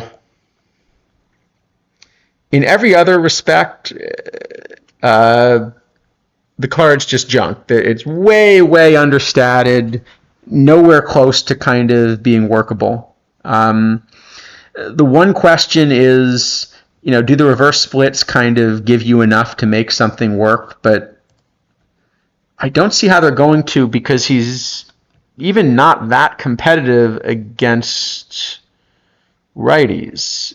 We're kind of up at full gold. So, like a Tyler Anderson just got a lot more points. Matlack has more points. Those are both lefties that can get righties out. So, okay, the card itself is, it's probably just an F- with the splits. Sox bullpen tonight gets an F-. That's fair. We forgot the S+ before as well. There was an S+, and there's an F-. All right. Yeah, and so like I said, I don't understand the other decisions that they're making. We talked about that at the beginning of the stream. But just in terms of the quality of the card, you're not buying Rich Hill for playing him in low gold or anything. All right, Mike Jackson. So there's that huge split and stuff, certainly. So as much as that's true, often these cards with huge splits actually end up being really good because it seems like the algorithm actually punishes you for the split in terms of lowering the overall more than, just looking at the value of the bad side. Because this is still a pretty survivable pitcher versus lefties. And of course, he is going to strike a ton of righties out. And so because he's going to do that, not only is this the best VR option, as a reliever in gold, but he's survivable enough that we do want to play him. So I'd probably rather play Detel, two ways. And we're going to talk about this Kim in a moment, who's actually, I'll just put him up at the same time because this Kim is actually a pretty similar card in terms of, sort of being much better versus righties, strikes a ton of righties out, and, pretty significantly splitty. So, both of these can play, kind of both ways as bullpen cards. Jackson's probably more like the B and Kim the B minus, because Jackson's very slightly better, but also he's 3 points cheaper in any kind of cap. And there are a bunch of gold caps and things like that. But both these are probably cards that you're happy to have in your pen. So, they don't progress the meta, but they kind of creep it forward, which is fine. All right, and then we've got Lee Meadows, and this is a similarly enormously splitty card, but it's just not as good. So even versus righties, this isn't as good as some of the splitty ones, but it's also just not as good as the Barker that we just saw versus righties, and Barker is going to have a much better chance to be able to get lefties out than a card like this Meadows. So if you're going to think about it, you got to run an opener. You got to assume you're going to get him in against the righties. But even there, if you're going to do that, play Kenta Maeda instead. Or just play the cards that can, get both out, like Singer and Barker and Wells and so forth. So yeah, this one's not going to work at all. Tyler Anderson, on the other hand, this one doesn't have the enormous splits, and so this is going to be a lot more successful. The one thing that he's light on is stuff, and if he had more stuff, then he wouldn't be gold anymore.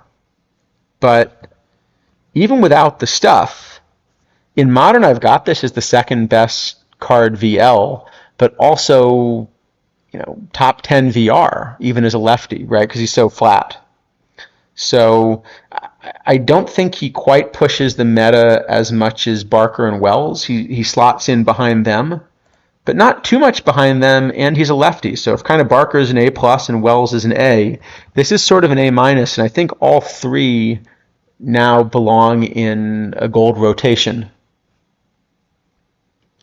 The other thing about Anderson is, because stuff's the thing that he's lightest on, if we have tournaments, well, actually drafts, for example, so some of these drafts, a bunch of them are set in the 70s and 80s. This is a really good 70s and 80s card compared with some of the ones we just talked about. A card like Barker is losing a lot more of his stuff than a Tyler Anderson is. So this is an even better draft card, I think. All right, and then we got Lou Brock. So this is from these Rivalry Week missions.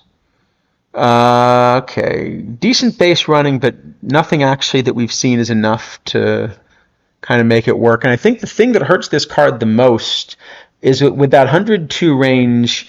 So if this card were eligible to play center field, I would have it a lot more valuable than it is right now. Yeah, if this card were eligible, then this is the card that's displacing Lofton or something like that. But and I thought Brock did play some center. I'm trying to remember now. I guess it depends what year we're talking about too. But I thought he also played at least a little bit of center, or at least I thought I remembered that we'd had some cards in the past that played center. But let me just check. Okay, no, not a lot. So he did play a few games of center each year early in his career, but that stopped reasonably early. So by 1968, it is probably fair to say he was really just a left fielder. Okay, but that's too bad, because as a center fielder, this would have been incredible. As a left fielder, the problem is kind of running into what we just talked about before. The really natural thing to do is to platoon both corner outfielders right now in gold. And so Brock is basically a card that needs to be a two-way option. This is not as good as Chu, or or or anything like that versus righties. So I think you could play Brock and Chu in the corners instead of Granderson and Chu, and that's going to save you a platoon. So maybe that's the right way to do it. But the fact that he doesn't play center takes away the most obvious spot with all of that range. So now it's probably something like a C. And not only is it a C, but this is a reasonably expensive mission to do, I think. Is this the one that requires 5 of the 7? Hold on, I can check. Okay, Brock requires... Okay, so he only requires 3 of the 7, but he requires this hitter's mission, which is going to be pretty expensive because it's basically all newly dropped cards, and you need N-1. So that means if you're not getting the diamond, you need all of the golds. Yeah, so Brock's going to be quite an expensive card. You're going to have to get Chu on the way to Brock anyway. And so probably you're just going to stop at getting Chu then. Yeah, so probably you're just going to stop at getting Chu. Brock would have to be a lot stronger to be worth doing those missions then. Yeah, I think that makes sense then. Okay, that's right. So Clemens is the one that needs the pitchers, and Piazza needs both Brock and Clemens, so that's the one you need everything. Okay. Yeah, I did a few of them because just the historical diamond packs were worth it. And then as soon as I stopped getting the ones where the historical diamond packs were better than the value, I kind of stopped doing the mission. That was sort of my plan. All right. Well, we have made it to low diamond. Good. Yeah. Sorry, I'm trying to go quick because I've gotta get out at like 5 in the morning for a race tomorrow, and then also just I'm sort of putting less time into Perfect Team as is. But let's see if we can get through this, and then I will show you the real baseball stuff at the end and try to tell you why Jake Rogers is that good and everything. All right. Doyle Alexander. See, I thought we'd get him for like a trade deadline set instead. But all right, we've got a righty with reverse splits. Okay, so this is basically just an overstated version of the Tyler Anderson we just saw. And we saw that Anderson, already was really strong. And now that we're up to low diamond, this is just going to clobber most of what's in low diamond. Because in low diamond, I want to run like a Barker and Wells to begin with, and I probably still want to run Tyler Anderson in low diamond, and this is just a right-handed Anderson with reverse splits and more stats. So yeah, this card's just going to be excellent. I've got him second versus righties and third versus lefties among starters. He's not playing in league or anything. He's still a low diamond, but I'm sure you're going to play him at least somewhere on your roster in full diamond. Okay, yeah, he's a fringy starter even in full diamond. He probably doesn't quite, but he's, No, you know what? I think I probably would, and I certainly would in anything, even 2015 or something. Yeah, all right. I think we can actually give him like an S+. I think this one really is pushing the meta a bit, and going to be a pretty important card. All right, and then we got Bernie. I really wish I could give him the Yankee F-, but I will look at the card.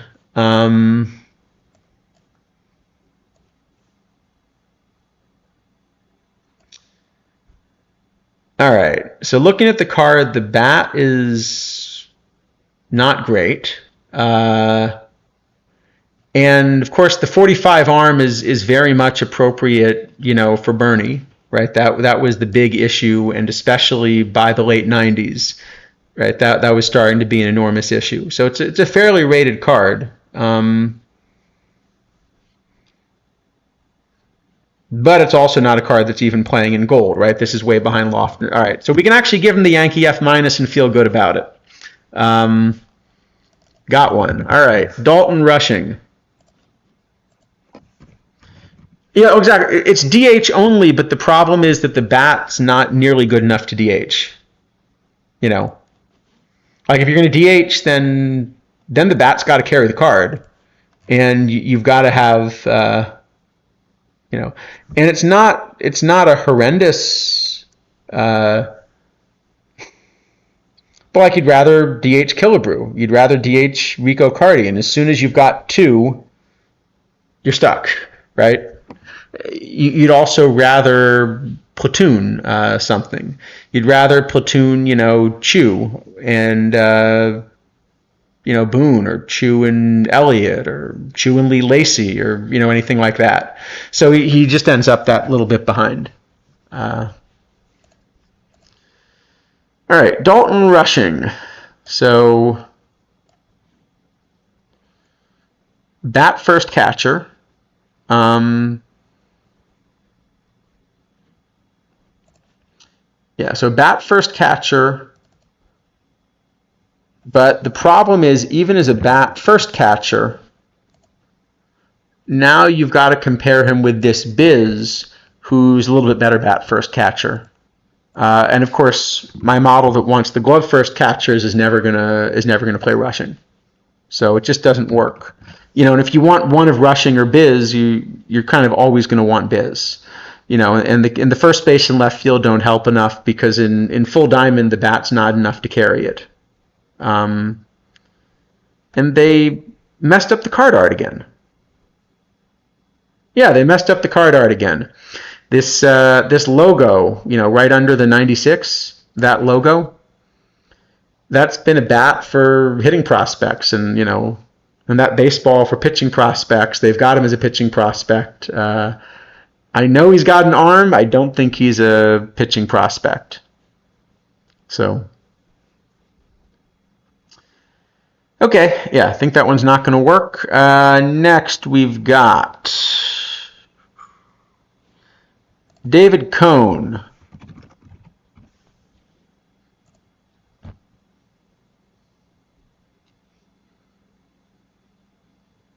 It's funny. I remember this 1988 season. I remember him coming into Veterans Stadium, and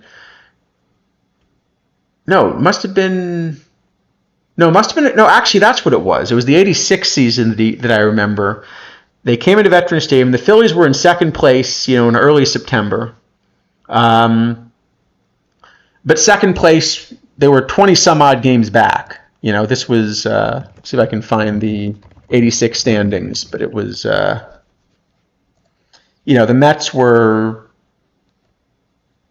they ended up winning the division by, that's right, 21 and a half games, because in those days you didn't always play game 162 if the rain out happened at the wrong time, I guess. So they came into the Veterans Stadium, and they needed one win over the Phillies in a weekend series to clinch, and then the Phillies got the first two, and everyone was kind of hoping that they'd at least hold it off one more. And then Cone came in and threw like a 3-hitter or something. Wait, you were at that game where he struck out, or at a different game?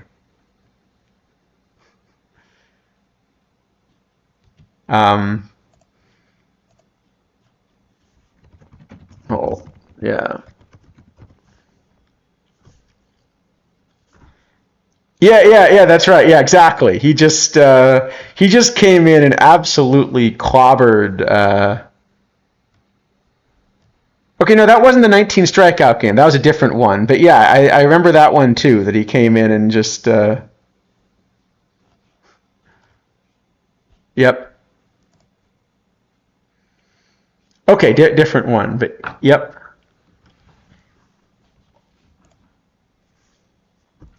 Anyway, yeah. As for this card, yeah,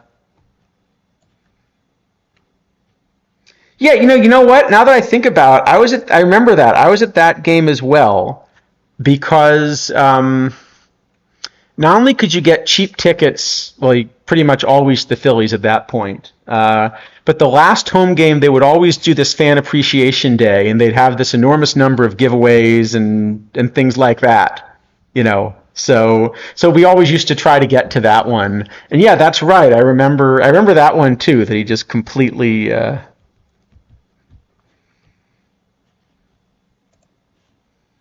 Yeah. Anyway, as for the card, there's a fair bit of stats on this one too. So I've got this card as pretty similarly powered to Doyle Alexander. So he'd be clobbering everybody in low diamond and full diamond. He is sort of a back end of the rotation fringy starter. Uh,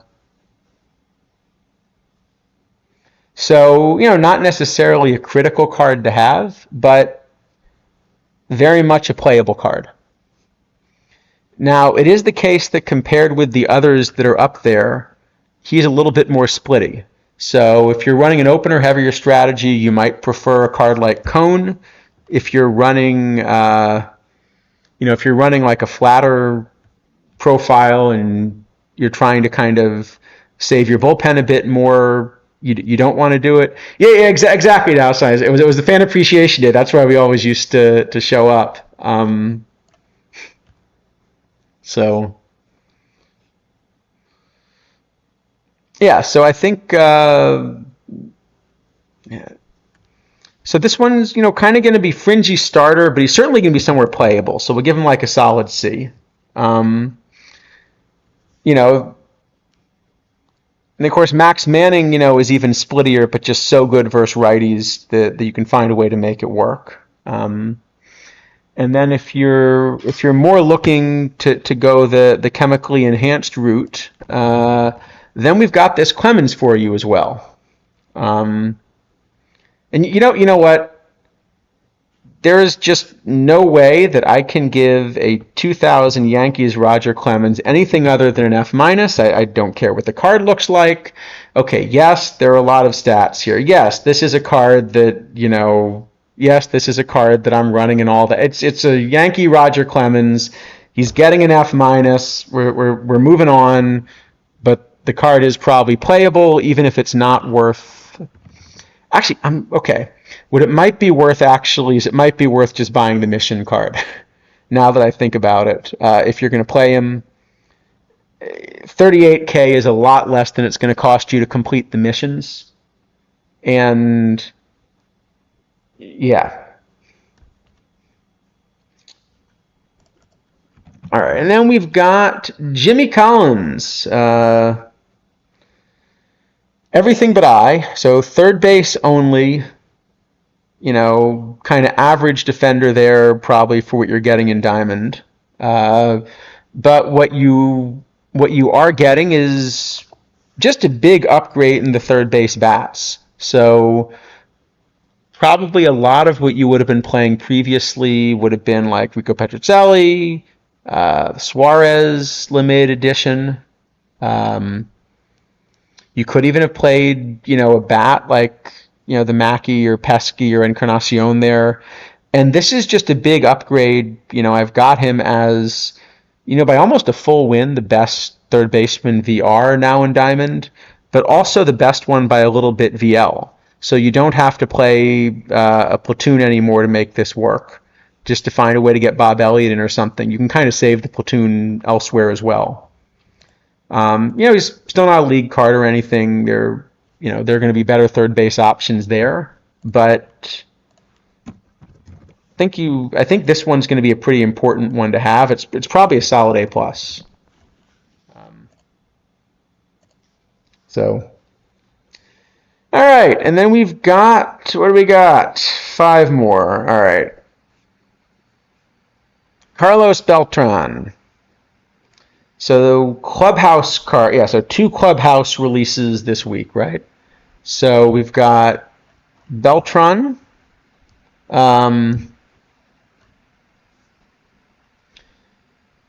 Well, maybe we should somewhat take them together because, yeah, the Beltron thing's a little bit of a weird discussion. So, what have we got in Beltron? Let's start with Beltron.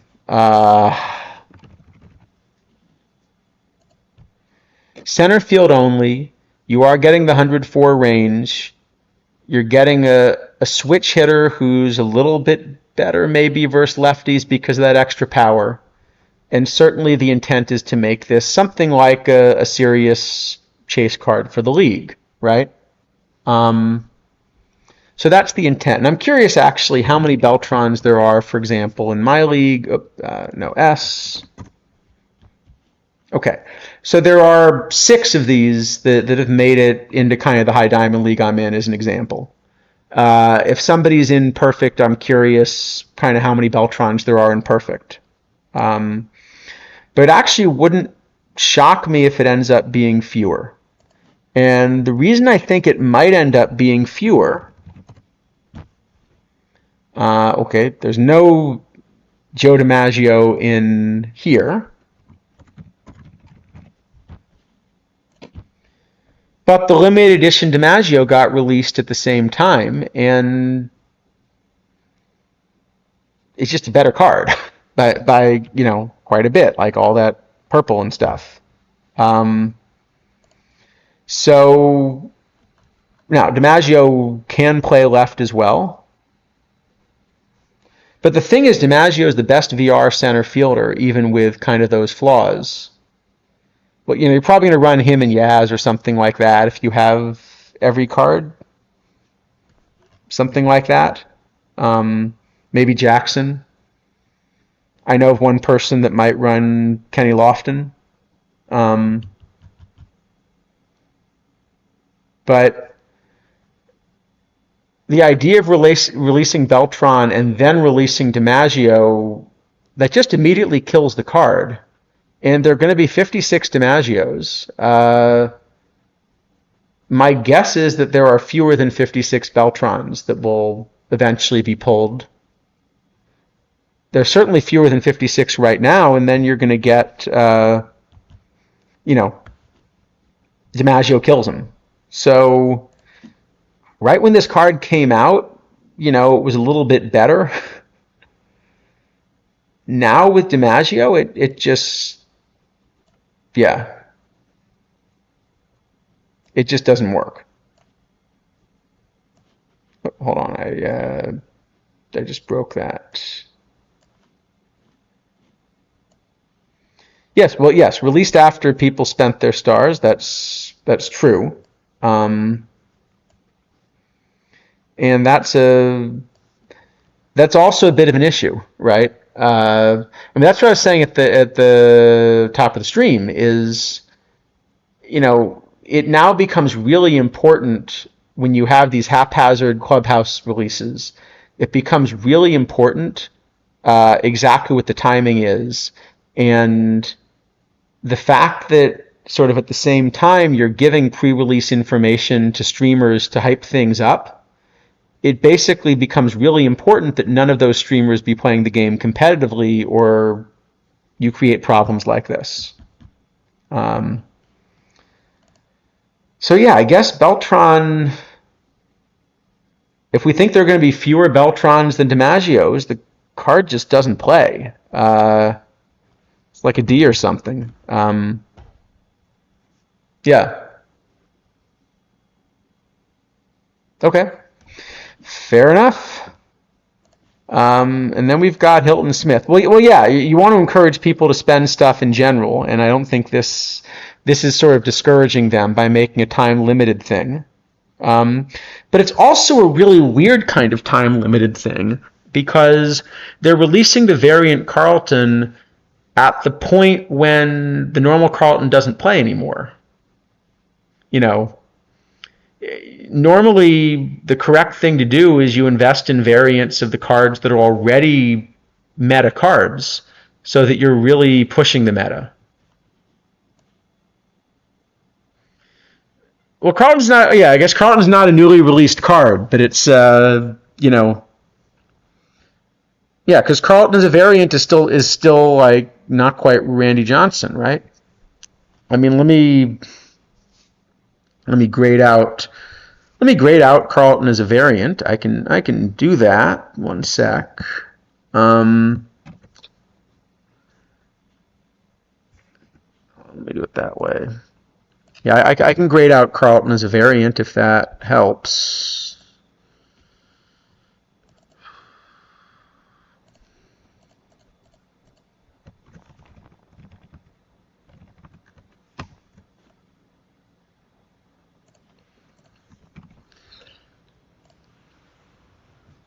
Yeah, I'm running it real quick. Yeah, let me just see if I can.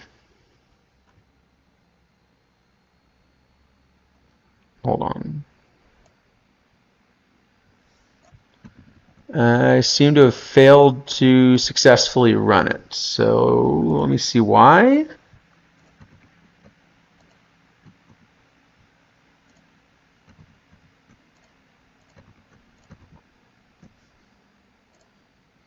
Oh, does the name of the card not include Clubhouse? Is that what's happening?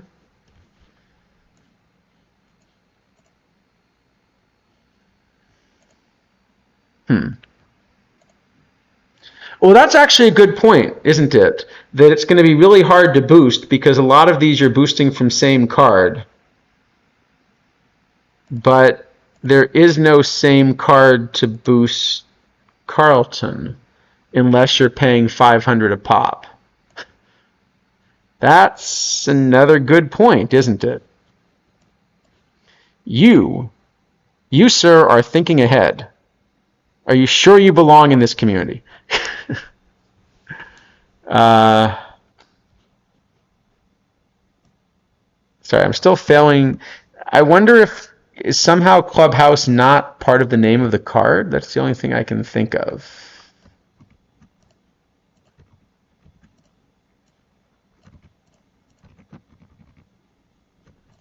Let me try one other thing. Because the problem is I was stupid enough to set this up where it tries to look at combinators by card name instead of card ID. And I don't feel like trying to rewrite this live because that never works. So,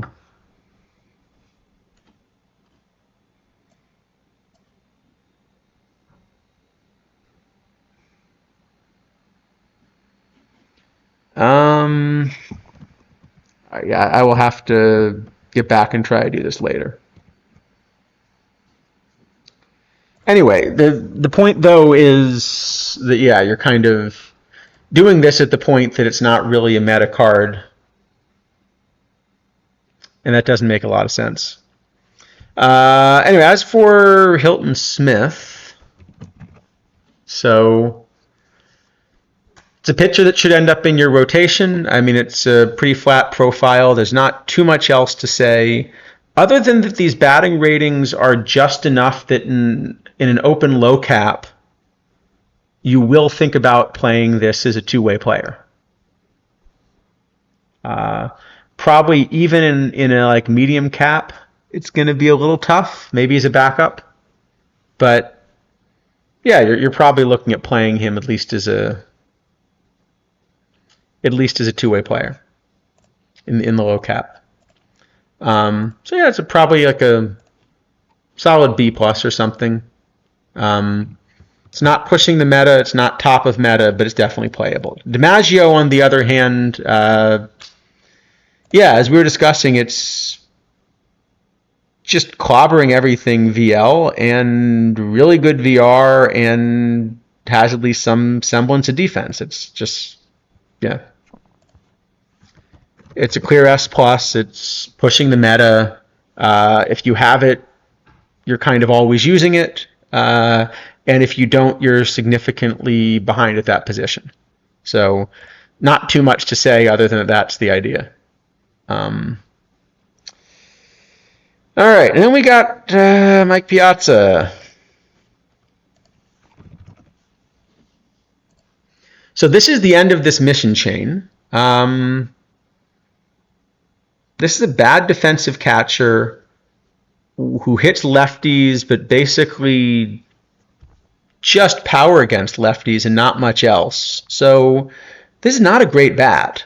Yeah, it's not a great bat. It's also a bad defensive catcher.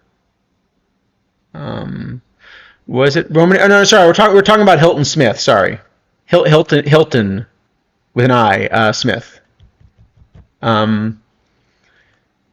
So Piazza at the end of his mission chain, but I'm not really sure what I'm going to do with him.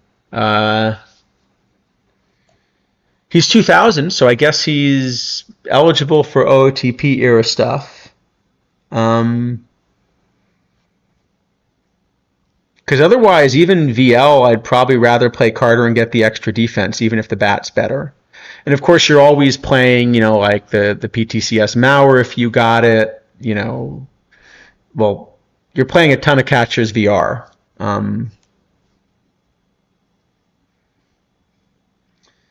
So yeah, this is a weird choice for a mission topper because the card's just not that good. It's probably like a D or something. I mean, there's some use case for it, but I'm not sure I would actually have it on my league roster if I got the card, and I haven't invested a lot in league. For sale for discounted 1.25 million. Piazza, you mean, or DiMaggio? Piazza, I see, is not for sale. Or you mean Joe DiMaggio? No, DiMaggio also not for. Okay, maybe whoever you were looking at actually sold. Oh, Mauer, you're saying? Sorry, Mauer. Yeah. All right, and then finally we got Randy Johnson. That's just a lot of rating points, and the splits are not nearly as big as they look. The splits look big mainly because of the coloring, but this is actually a pretty non-splitty card. So, yeah.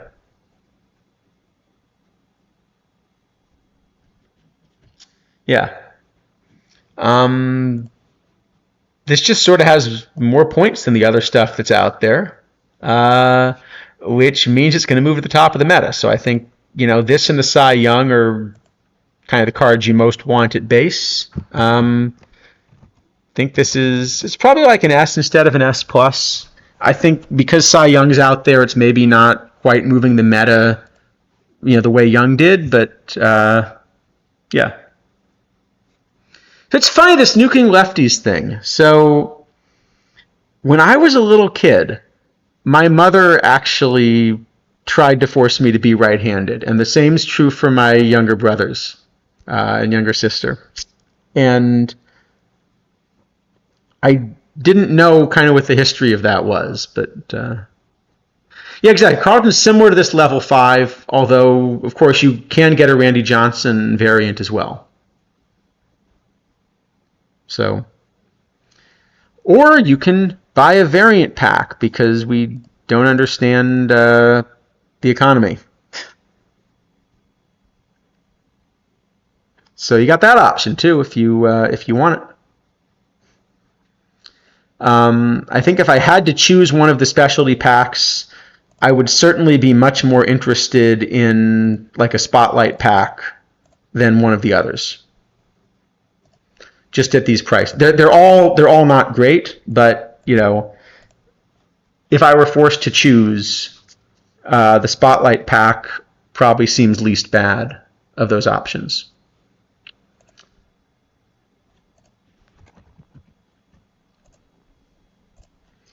So I can see what the spotlight's going for now. I'll run an updated price check on the spotlight at least. Yeah, okay, the spotlight's running at about 36K. Sorry, that didn't update yet. Spotlight's running at about 31K. So, not good, but probably not as bad as the others.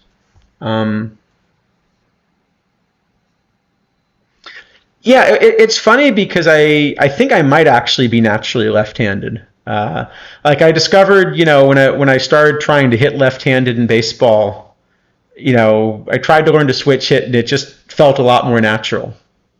So, yeah, well, spotlights usually are designed to be, 15 to 20% over the expectation value at launch. And then, of course, if they're popular enough, people buy them, it goes down a little bit from there. And I think that was the same here. I think these were at like 35-ish K at launch. And then, of course, going down as more of the cards get pulled.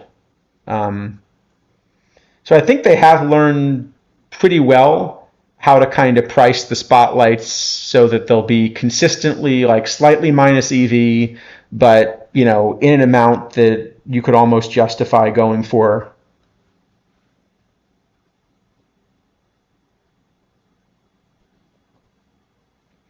All right, we made it through the cards. So I think there are two other things that I wanted to do quickly, and then maybe that's a good place to break off.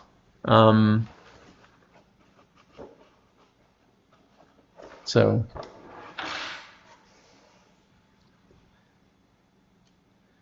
I see. So that's kind of funny. What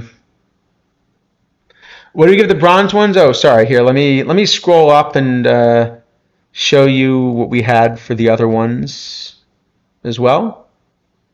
So we're going to do two things. I promised I was going to try to show you some research that we're just getting ready to put out there on catcher framing.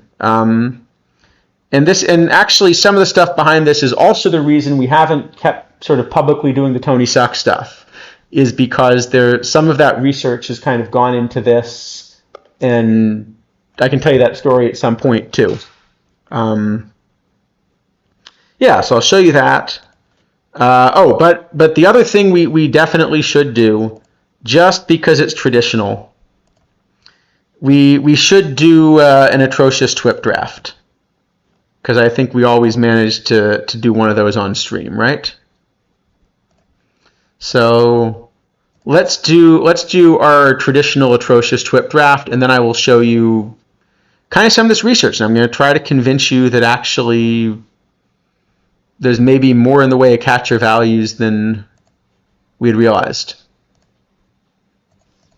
But first TWIPed.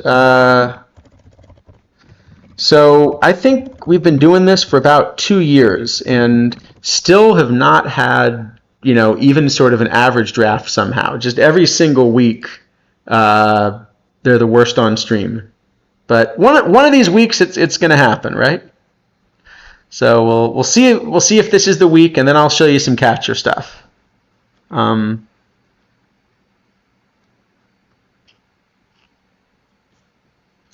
right, let's take a shot at it.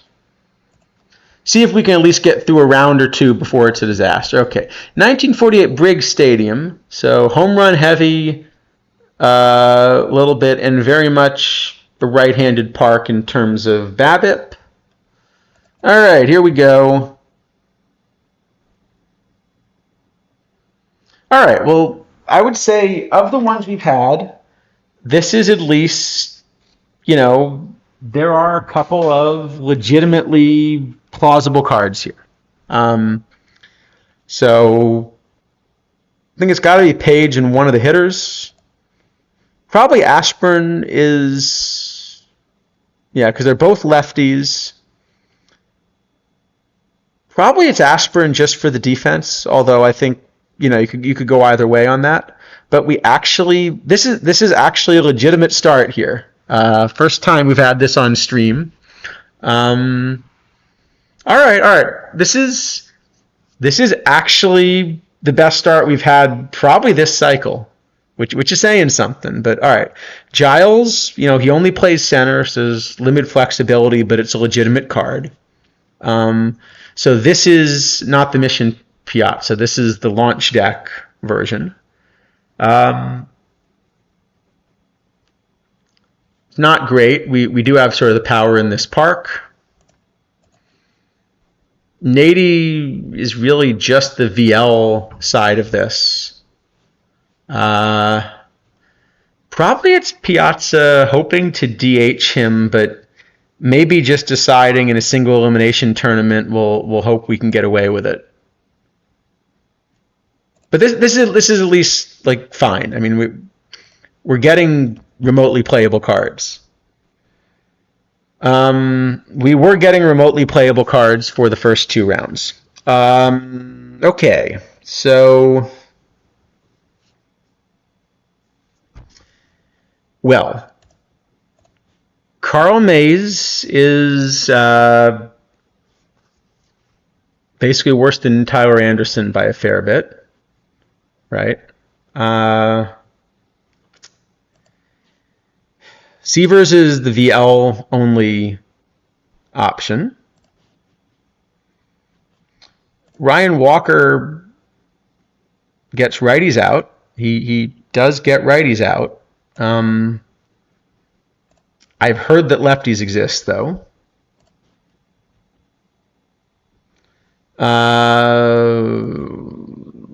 Freddie has 101. Freddie has 101 range and some random power. I think it's probably Freddie and Mays. Yeah, all right. Not a great round, but we're still okay so far.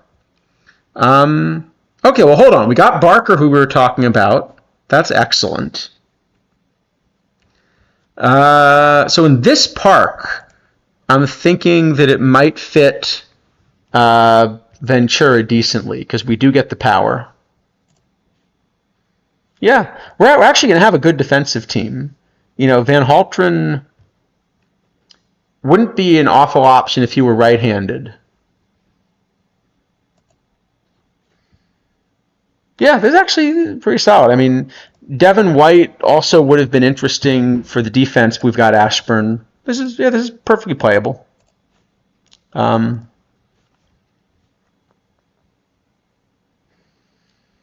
all right, well, hold on. Callison is great. So Herder's actually a pretty good option in some cases. You know, if we wanted to run opener type things. But I think we just go with this Samardzija, right? It's, I mean, he's going to be our third or fourth starter if we get that far, but that's fine.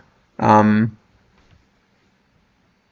Okay, hold on. We get Louder and Manoah, and we've got a legitimate pitching staff. Now, Mays isn't going to convert great to the pen when he drops a pitch, but that's fine. Ooh, or we could get the newly released Rich Hill. So we do have the option of getting Rich Hill, but I don't think. Oh, actually, so I was going to say he doesn't boost the draft, but actually, I have an interesting question. So he's a variant booster, right? Does he also have chemistry with everybody, or is he just a hard-coded variant booster?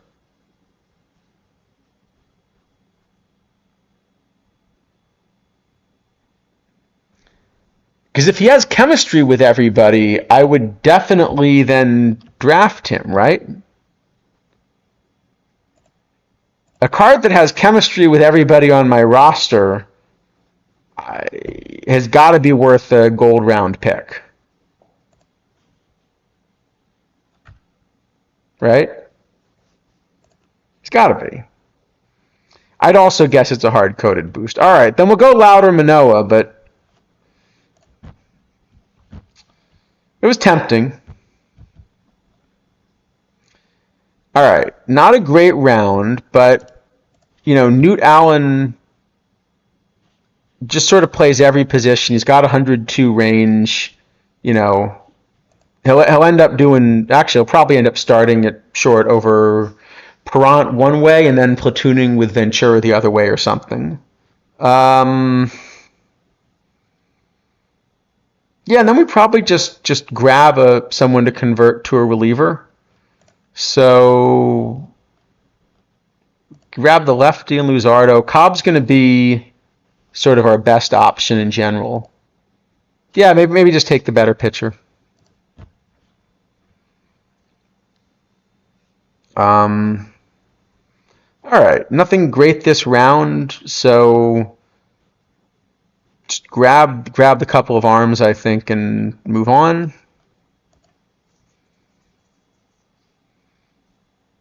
Okay, Crawford's actually not a bad live. Clint Brown is going to be solid. Luke, probably just as a newer card, we want to do that. He's not an excellent card, but yeah, probably want to do that. Zito, we talked about, is pretty solid too. This is, again, a pretty solid round. Crawford's kind of interesting. Yeah, I know. If they're only exploration of chemistry and how it worked. Exactly. This is a round with a bunch of legitimate options. So I think Zito out of the pen is probably more important than getting a card like this Crawford. So let's do that. Clint Brown, if we were running for, if we need a starter, then Clint Brown's probably what I would have grabbed. But I think I like Zito out of the pen a little better. All right. Not a great round. Just, throw a couple more bullpen options in there probably. I can never go that badly wrong with an extra lefty. I think we got 4 more catchers, so we don't need Del Castillo. Yeah,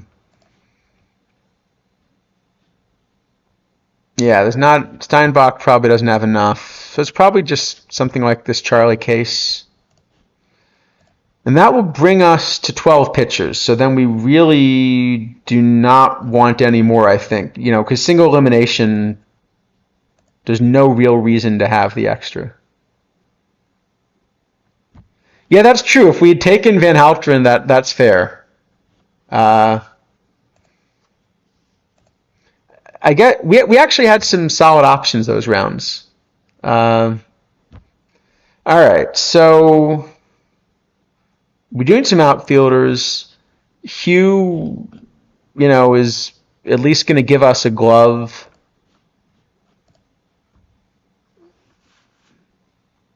What else do we got here? We don't have a lot of great outfield options here. We still have 3 catchers.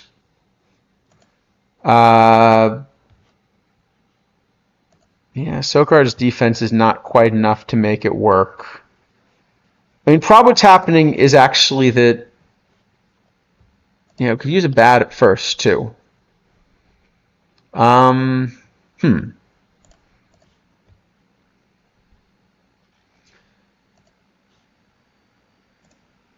Probably. All right. Why don't I just grab Gus Bell and I'll assume that, we'll platoon something.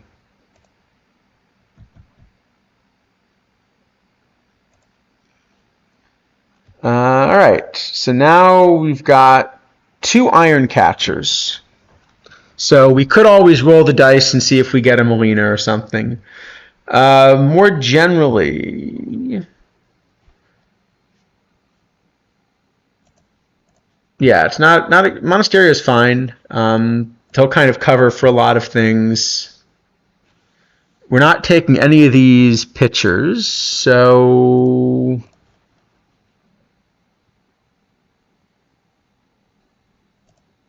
yeah, Cookie's the best bat, huh? Because this Harlan Poole, the lefties, remember, getting swallowed up a bit in this park. Otherwise, that would have made sense. Blanco. You know what? Yeah. I'm just going to take the 101 catcher framing for the backup and call it good. Why not, right?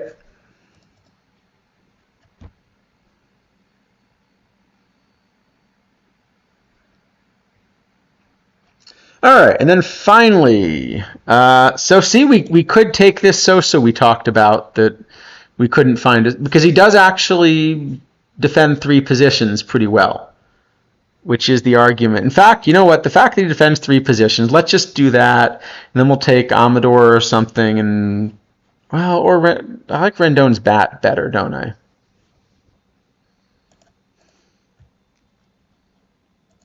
That's a much better bat. Yeah, it's probably Rendon.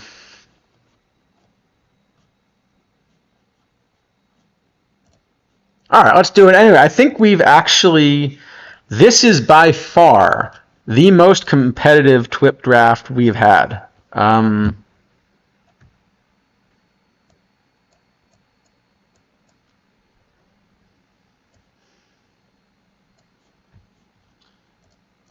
This is by far the most competitive TWIP draft we've had.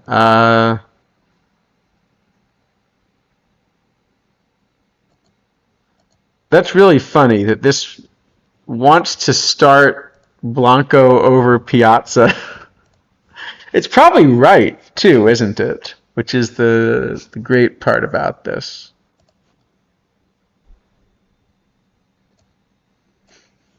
Yeah, it's probably right.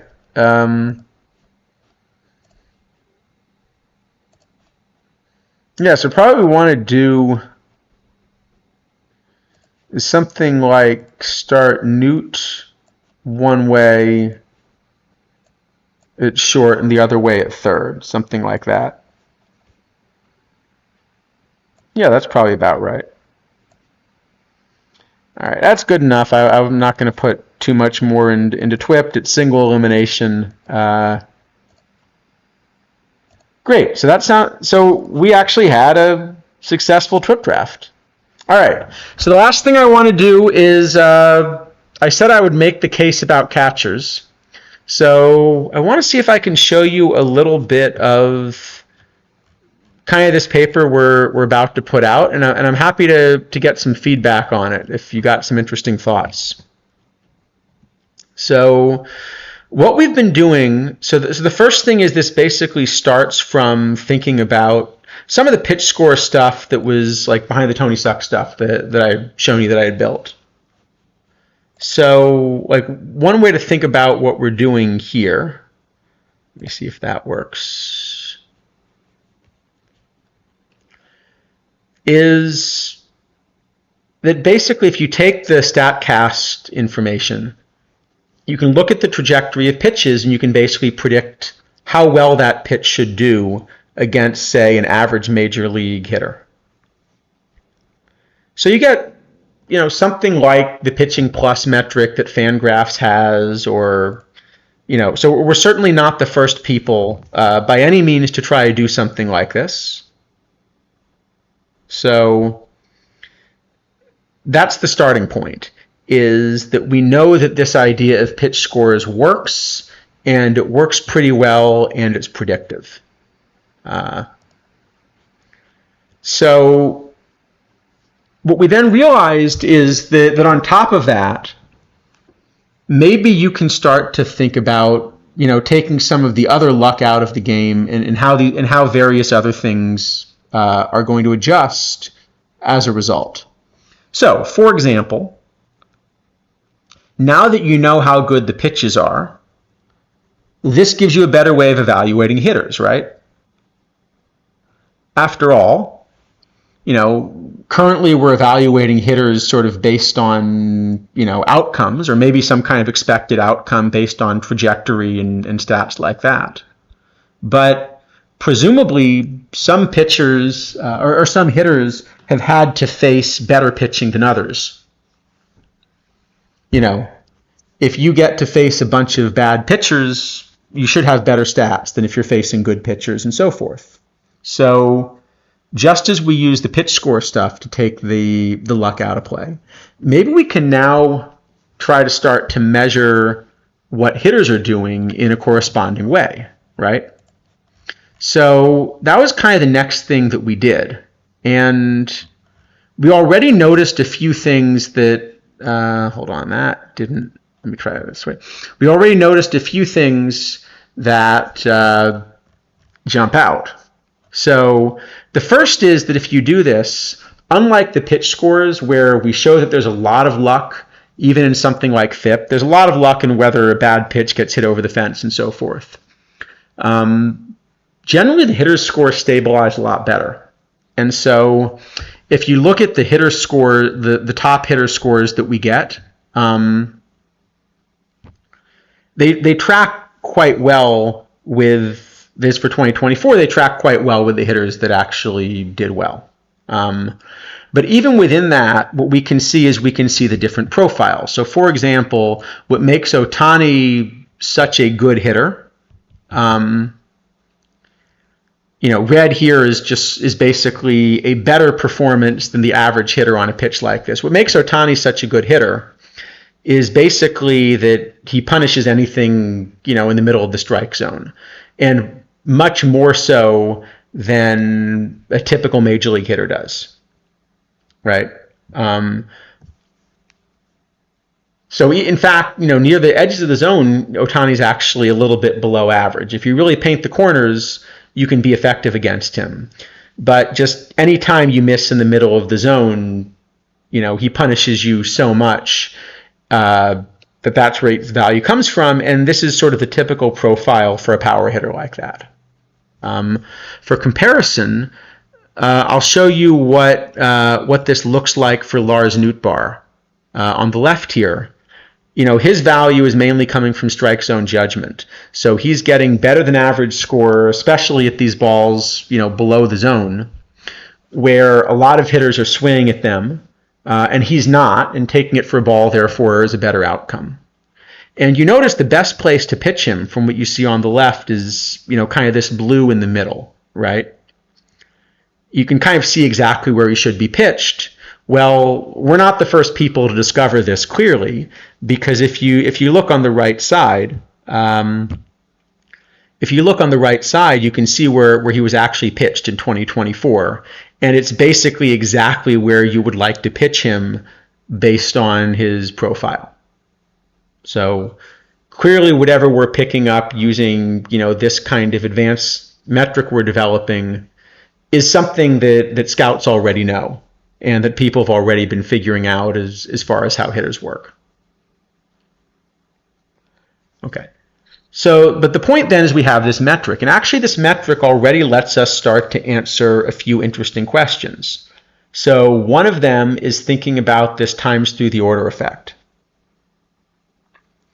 So we've seen, in particular in playoff games, we've seen pitchers get pulled before going through the order additional times because it's known that, they get worse when they see the same hitters again. But there's been a debate with different answers in papers on this. There's been a debate. Is this primarily because hitters learn, or is this primarily because pitchers get tired? And people have found statistical arguments to try to sort of prove both cases. So with this idea of hitter scores, we can now disentangle it. And we can also see why it was difficult. So I'll show you what the answer is. So the blue here are basically the pitch scores. And the pitch scores very, very slowly decline over the course of an outing as you go to additional hitters, but only very slowly. So yes, pitchers are tiring, but the quality of their pitches is actually not dropping a lot. Now, there is a survivorship bias in that a pitcher that's having a really bad outing for the first 10 hitters isn't likely to be around to see hitter number 20. And we did try to account for that in kind of only looking at outings that lasted at least 90 pitches. But the hitter scores are the more interesting in the red. So what we see is let's look at the first time through the order, is basically the top of the lineup, is generally hitting well, and the bottom of the lineup is, they're bad hitters, and that's why they're at the bottom of the lineup. And then we go the second time through the order, and basically the top of the lineup does even better than before. The bottom of the lineup doesn't. And the third time through the order, again, the same thing is true. In other words, what's happening is that hitters learn. But the reason that I think it's been tricky for people to pick out is that not all hitters learn. That even at the major league level, even at the major league level, what's happening is the best major league pitchers, the best major league hitters learn. And the major league hitters sort of in the bottom half of the pool aren't really able to learn very effectively during the course of a game. So the way managers, so how much that's correct for survivor bias? Basically, it's a minimum 90 pitches. So if you're looking at the little gain in kind of pitch quality around 25, that's probably a survivor bias around batter 25, because you need to have a really good outing to get there. But there is a pretty clear and measurable decline. And actually also the first batter or two, it turns out pitchers at the very beginning of an outing, they actually throw bad pitches to the first hitter or two, which is interesting.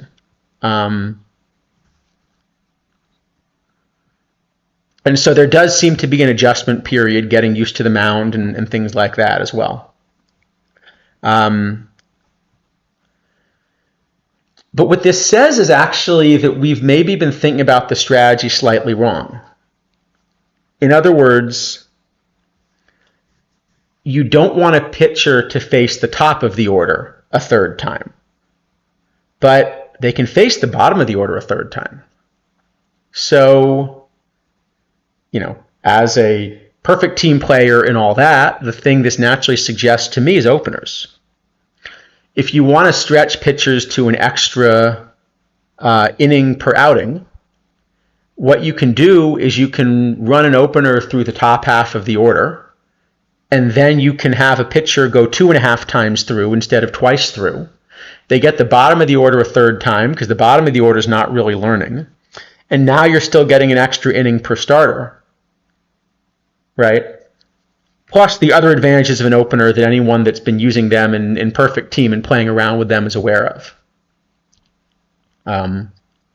So again, in the regular season, there are other reasons you may not want to do this, and and so forth. Right? Yeah, exactly. So the manager has to, figure out how to deal with it if you're going to use an opener strategy. But the point is that if the bottom of the order doesn't really learn from seeing the same pitcher over and over again, then I think our conclusion is let starters face the bottom of the order an extra time. Let them go 1.5 or 2.5 times through the order and find a way to start them after the first inning. So I think that's the conclusion we draw here.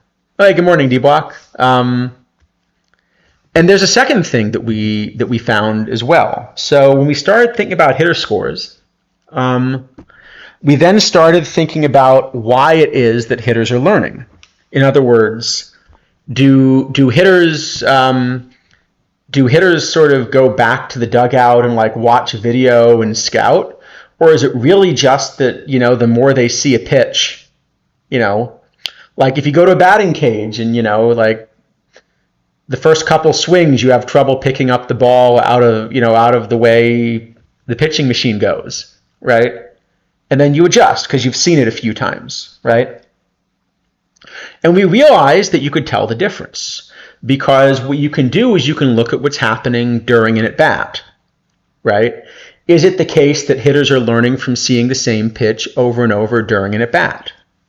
So, in fact, I could ask you if you want to make your prediction, right? Would you expect that if a hitter sees the same pitch twice in an at-bat, do they do a lot better the second time they see the pitch? Are they learning from it? Or not? Do they have to go back to the dugout and learn? Right? And the prediction here would be, if the answer is this is happening, that at least the top order of the lineup hitters, the ones that are learning, they probably get better when they see the same pitch a second time in the at-bat, right? They'd have to. So we checked it, and we were kind of shocked by the results. So let me show you the summary here. So first off, the first pitch of an at-bat is already a little bit surprising. I'll show you at the bottom here. So the first pitch of any at-bat, first off, the pitchers throw bad pitches. They throw lousy pitches the first pitch of the at-bat. However, the hitters are also awful. And what I think is happening here is basically that there are a lot of hitters that are conditioned to just take a strike. You know, they want to see pitches, they decide to take a strike. Pitchers, knowing that, are coached to throw strike one, and so they tend to throw more balls down the middle of the plate in really bad hittable locations than they should, knowing that they're going to get away with them more often. Okay. Anyway, that's the first pitch baseline. After the first pitch, if you repeat a pitch later in the at-bat, then the pitch score is good, so the pitcher is getting better at throwing the pitch. However, you notice this hitter score is now positive, right? So essentially, the hitters have gotten, you know, 1/10 of a run per 100 pitches better at responding to that pitch. So yes, hitters do seem to be learning the pitch, you know, right? On the other hand, if you see a new pitch later in the plate appearance, like the first time you see a pitch in the plate appearance, again, the first attempt that the pitcher has is bad, but hitters again have a negative result. Okay. But here's the shocking answer, is that if you look at repeated pitches, overall they're good for the hitter, right? But look, if it's an immediate repeat, if you just throw the pitcher, the pitcher just throws the same pitch they just threw, the hitter score is awful. It's almost as bad as the first pitch. You're losing, like 1/1400ths of a run per 100 pitches. But on the other hand, if the hitter sees the pitch and then gets thrown something else and comes back and sees it later in the at-bat, then the next time they see it, they're almost half a run better per 100 pitches. So what's going on, right?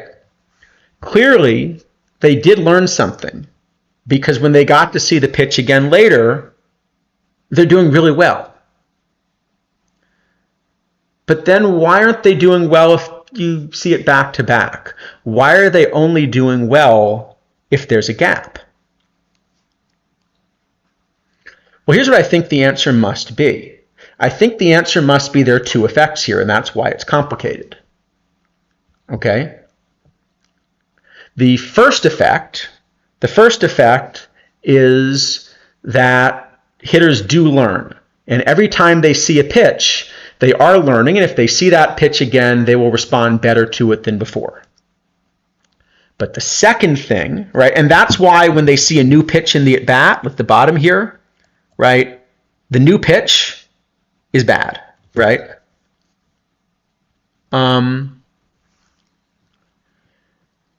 But at the same time,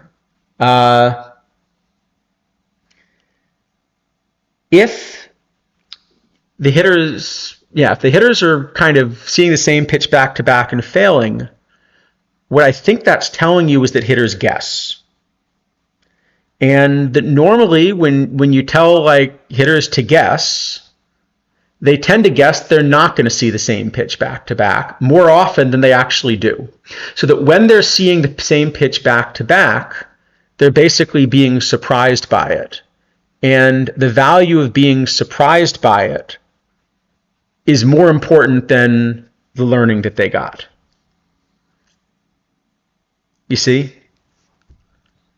So that if they see the same pitch back to back, yes, they're better at tracking that pitch, but they're guessing something else, and they typically guessed wrong.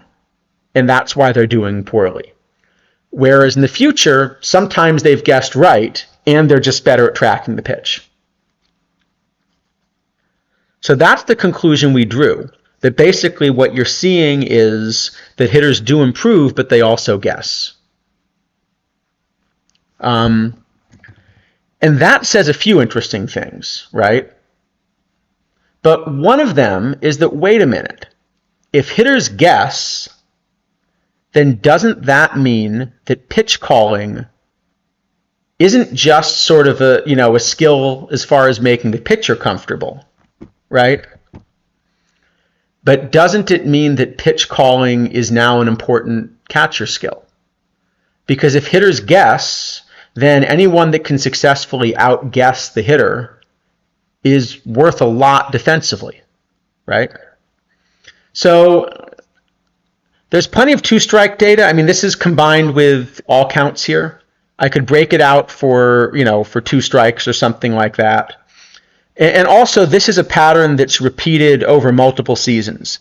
So I'm showing you this combined 2023 and 24 because we intentionally wanted to think about this in the PitchCom era.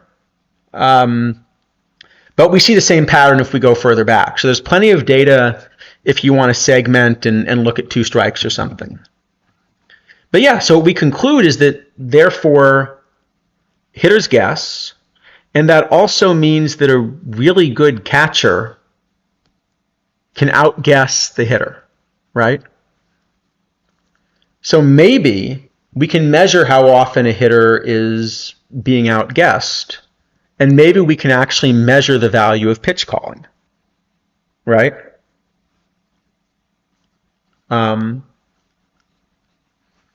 So we then started thinking about what is really the catcher value, okay? So what we did is we said, well, wait a minute. Just as we defined a hitter value by asking, let's take the actual tracks of the pitches they saw, and then let's compare the hitter results with the average results. We can do the same thing for a catcher. So for each pitch, take the pitch value of the pitch that actually got thrown.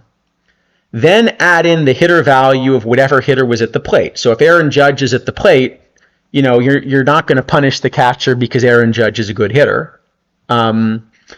You're evaluating the catcher on how well did that pitch to Aaron Judge do compared with a pitch on a similar track to Aaron Judge on average, right? And you can use that to find the value of the best catchers. And what we found also really surprised us. So here are, and it's durable, home, and road. Here are kind of the extreme catchers that we found for 2024.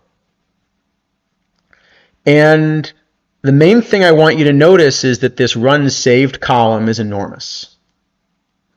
So when we looked at catcher framing, we know that's a source of runs. The best framers in a year typically are around, plus 15 runs. And the worst framers, maybe not quite minus 15 because they don't let him catch that much.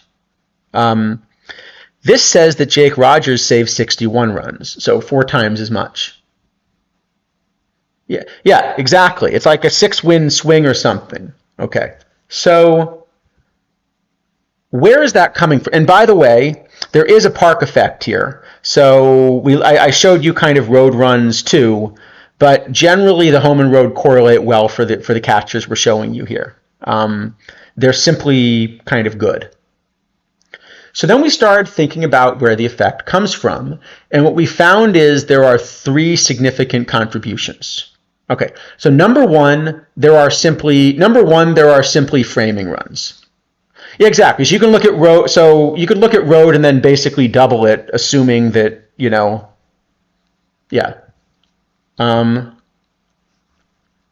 Yeah, exactly. That's right. It's a freaking 11-win swing between this pair of catchers. Yep.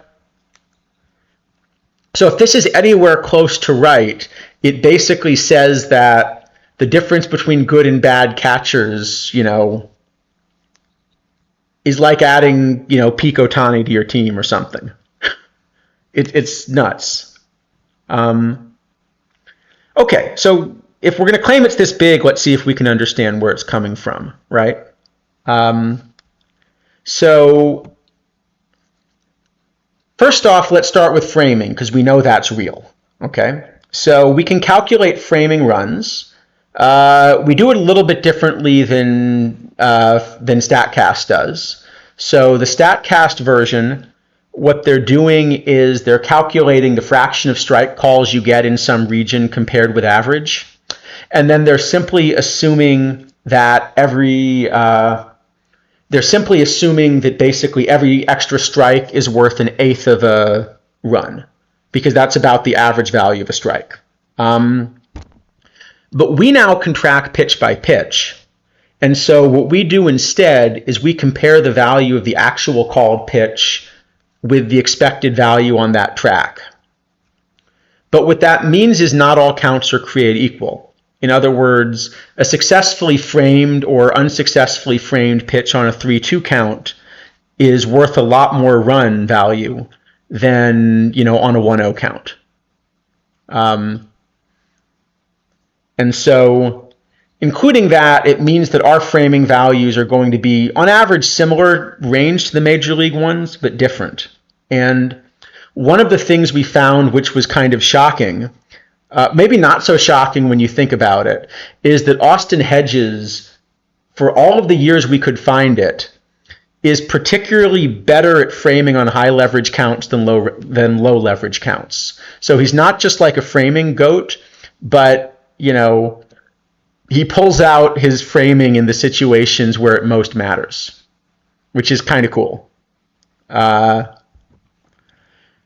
effect number one. But still, the value that we get for framing is similar to the size of something people have found before. So where's the extra value coming from? Okay. Well, the second is that there's actually an important secondary value to framing. So what we found is, so if you're in Little League and, a pitch a foot off the outside corner is called a strike, you whine about it to the ump and you sort of learn that you're not allowed to do that. But if you're a major leaguer and Eric Gregg is calling pitches in the other batter's box a strike, what do? Well, you start swinging at him. And this is what hitters do. So this is the wrong way to do it. On the left is just sort of where do hitters swing, and as you can see, they mainly swing in the strike zone. On the right is the difference in swing rates based on location between hitters swinging against the best and worst pitch framers. And so what you see is that in the zone, like right in the center, the swing rate's not so different, right? Basically, everyone's going to swing at those pitches. But what's happening is people respond to like batting against Austin Hedges. The hitters start expanding the zone on their own too.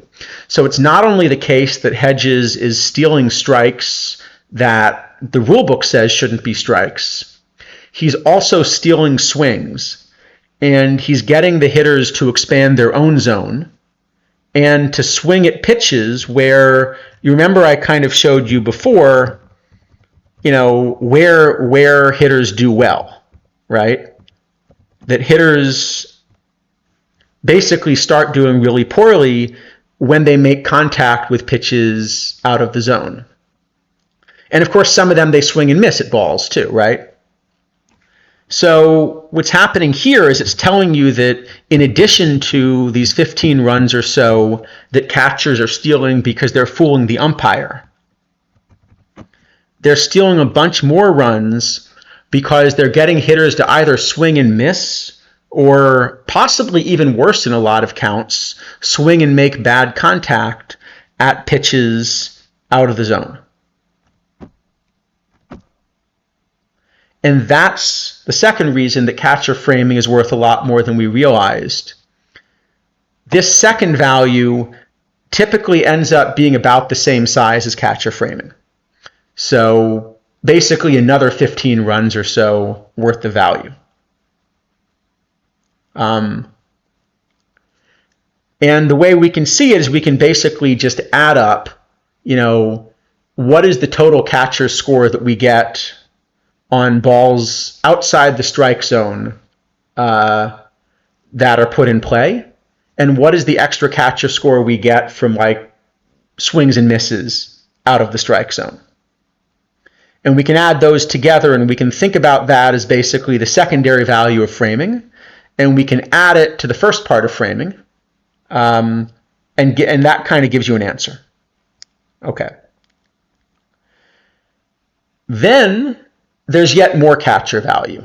because remember we talked about sort of the hitters and the fact the hitters guess. Well, what that means is good pitch calling results in hitters making bad guesses. And hitters making bad guesses, as we saw, results in worse hitter scores on balls, not just outside the zone, right? Sometimes they're going to guess and swing and miss at a ball that misses. But the strongest effect is that you can fool a hitter and then they'll do poorly when you throw a ball in the zone. So what we did is we basically looked at these three things. We looked at the direct framing called pitches and that value. We looked at the value on balls that were swung at out of the zone, whether they made contact or not, right? And we looked at the swings in the zone. And what we found is that the direct framing value correlates very strongly with the extra value out of the zone, which makes sense. The framing's getting hitters to expand the zone. But there's essentially zero correlation. So it's equivalent with them being entirely uncorrelated between the extra value in the zone and either the framing value or the value out of the zone. So what we conclude is that the value in the zone is not a secondary effect of framing, but rather the value in the zone is where we're seeing pitch calling. And that the art of pitch calling is basically the art of getting hitters to do bad things on strikes. The art of pitch framing is the art of getting hitters or umpires to do bad things on balls. And because they're uncorrelated, there's, what it means is the best catchers at one are not the best catchers at the other, right? So Austin Hedges is the framing goat. He's not the pitch calling goat, right? This is again road only, right? There's again road only, right? And here are sort of these top catchers, road only. And what you see is that actually there are some catchers that are horrible framers, but call a really effective game. And so they end up being positive defensive catchers, right? And here's kind of your opposite list, right? There are also some good framers that are bad pitch callers. Corey Lee apparently, little bit of each. And so it's the two together, right, that seem to give you this combination. And that's why I kind of brought up Jake Rogers, because Jake Rogers seems to have, because the thing is, there are two different skills, right? Framing is really a physical, like muscle memory type skill, body control skill. And pitch calling has nothing to do with that, right? It's a completely separate effect. And so the catchers that do have both as real skills then end up just being immensely valuable. And so that's why Jake Rogers, is worth so many runs. But at the same time, this makes me think that there's another solution out there. Because, we are in this PitchCom era, right, where everything's kind of signaled in electronically as well. And by the way, this same idea that hitters guess and that pitch calling matters, I wanted to do a study here where I went back and looked at Astros home games. And unfortunately, it's not in the era where we have the same kind of StatCast thing to let us do it. But this at least pretty strongly implies that it was a really significant advantage to know what pitch is coming. But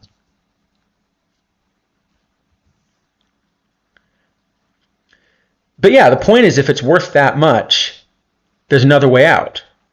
So framing has to be done by the catcher, but pitch calling could be done from the dugout, right? Right? Pitch calling could be done entirely from the dugout. So what I would do if I had a catcher that was an excellent framer and not a good pitch caller, or even an average pitch caller, right? If pitch calling is really worth, 30 runs a year or something, right? That's 3 wins a year. What you should do is you should hire a bench coach who's some ex-catcher that, was an excellent pitch caller from behind the plate. And your pitch caller should basically be sending, exactly like the NFL, your pitch caller should be sending in the signals, and they should be the one calling the pitches because it's worth that much. And you don't have to pay somebody that's already an excellent, world-class professional athlete behind the plate to also call your pitches. You can just let your world-class athlete frame your pitches, right? This also says that as we go into an era where you might have an automated balls and strikes system, there is still this big defensive value for catchers that can pitch call well, right? And it might be that you need a catcher to do it. In other words, it might be that some of this is that catchers, because they're kind of right there with the hitter, maybe it has to be the catcher. I don't know if a bench coach could do it. Like, that would be something to experiment with. But it would be worth a shot, right? And for that matter, on the hitter side, presumably you could do the same thing, right? It's one thing to kind of, know what pitch is coming and get that advantage. But clearly part of what this is showing is that there are some catchers that just really make a habit of outguessing hitters, right? So maybe you should also have, your pitch calling bench coach kind of be thinking along with the catcher on the other side. And when your team's hitting, they should also be telling the hitter, hey, if I were calling pitches, this is what I would be calling right now, right? So I think the point is this opens up a lot of interesting possibilities, right? Well, yeah, that's right. You could play around with some of this AI stuff too, right? So I think at the moment you can't, because I think Major League Baseball has tried to ban a lot of that technology from being used in the dugout, right? Remember, there are a bunch of these things where, like the Red Sox had one of these things. Was it an Apple Watch, or there was something where they were punished because they're not supposed to use the device in the dugout during a game, even though you can, kind of use these to train afterward or something like that. So they might do the same thing. But you don't have to get an AI to do it, right? There are clearly catchers that have this skill, and after those catchers lose their physical skills to be able to, play professional baseball at the major league level, they've almost certainly kept their pitch calling skills, right? So, bench coaches are paid much, much less than the professional athletes, right? And if it turns out that suddenly bench coaches get paid $10 million because they're worth this many wins, they still don't count against your salary cap for, any of the collective bargaining stuff. But the point is, I don't think you'll have to pay them, $10 million to do it, right? I'm sure you can get, your ex-professional catcher that's great at this to do it for a bench coach salary. Or if you're allowed to use the AI stuff, you'll be able to get somebody to kind of run your AI tools for you for much cheaper than the tens of millions a year it's worth, and it is worth that much, right? If Jake Rogers is giving you 30 runs a year in pitch calling, that's about 3 wins, right? It's even more than 3 wins in the current, right? It's currently under 10 runs per win because it's a lower scoring environment. So just his pitch calling alone is probably worth like $35 million a year on the open market or something ridiculous. But you know what? If I were a bench coach and I had that skill, you could pay me a lot less than $35 million to call the pitches, right? So anyway, those are kind of the things we found, including some of these surprising results. So happy to get some feedback on this, and we're going to kind of we're going to be submitting this someplace like for publication too. But in general, happy to get feedback and things like that.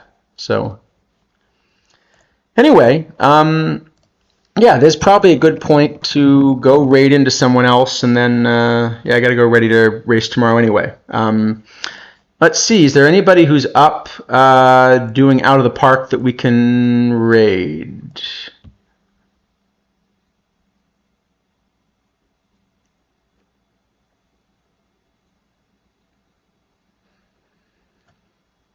I'm not seeing much. Anybody have a favorite channel?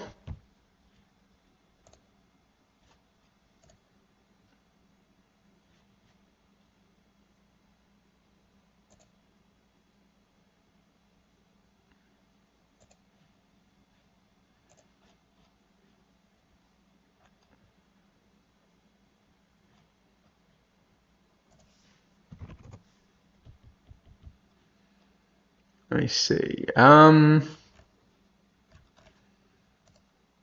right. Well, I'll do the traditional community thing and raid Alf then. So I'll do that. Thanks a lot, everyone. Probably be around next week then. Or unless D-Block, were you about to start streaming? Hold on. If you were about to start streaming, if you want to get a stream up, I'll raid into you.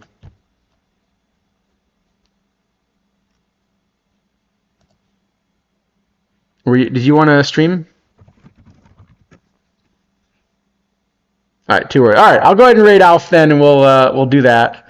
It is the traditional thing. Anyway, happy to get feedback. Catch y'all later. Yeah, see you. Thanks.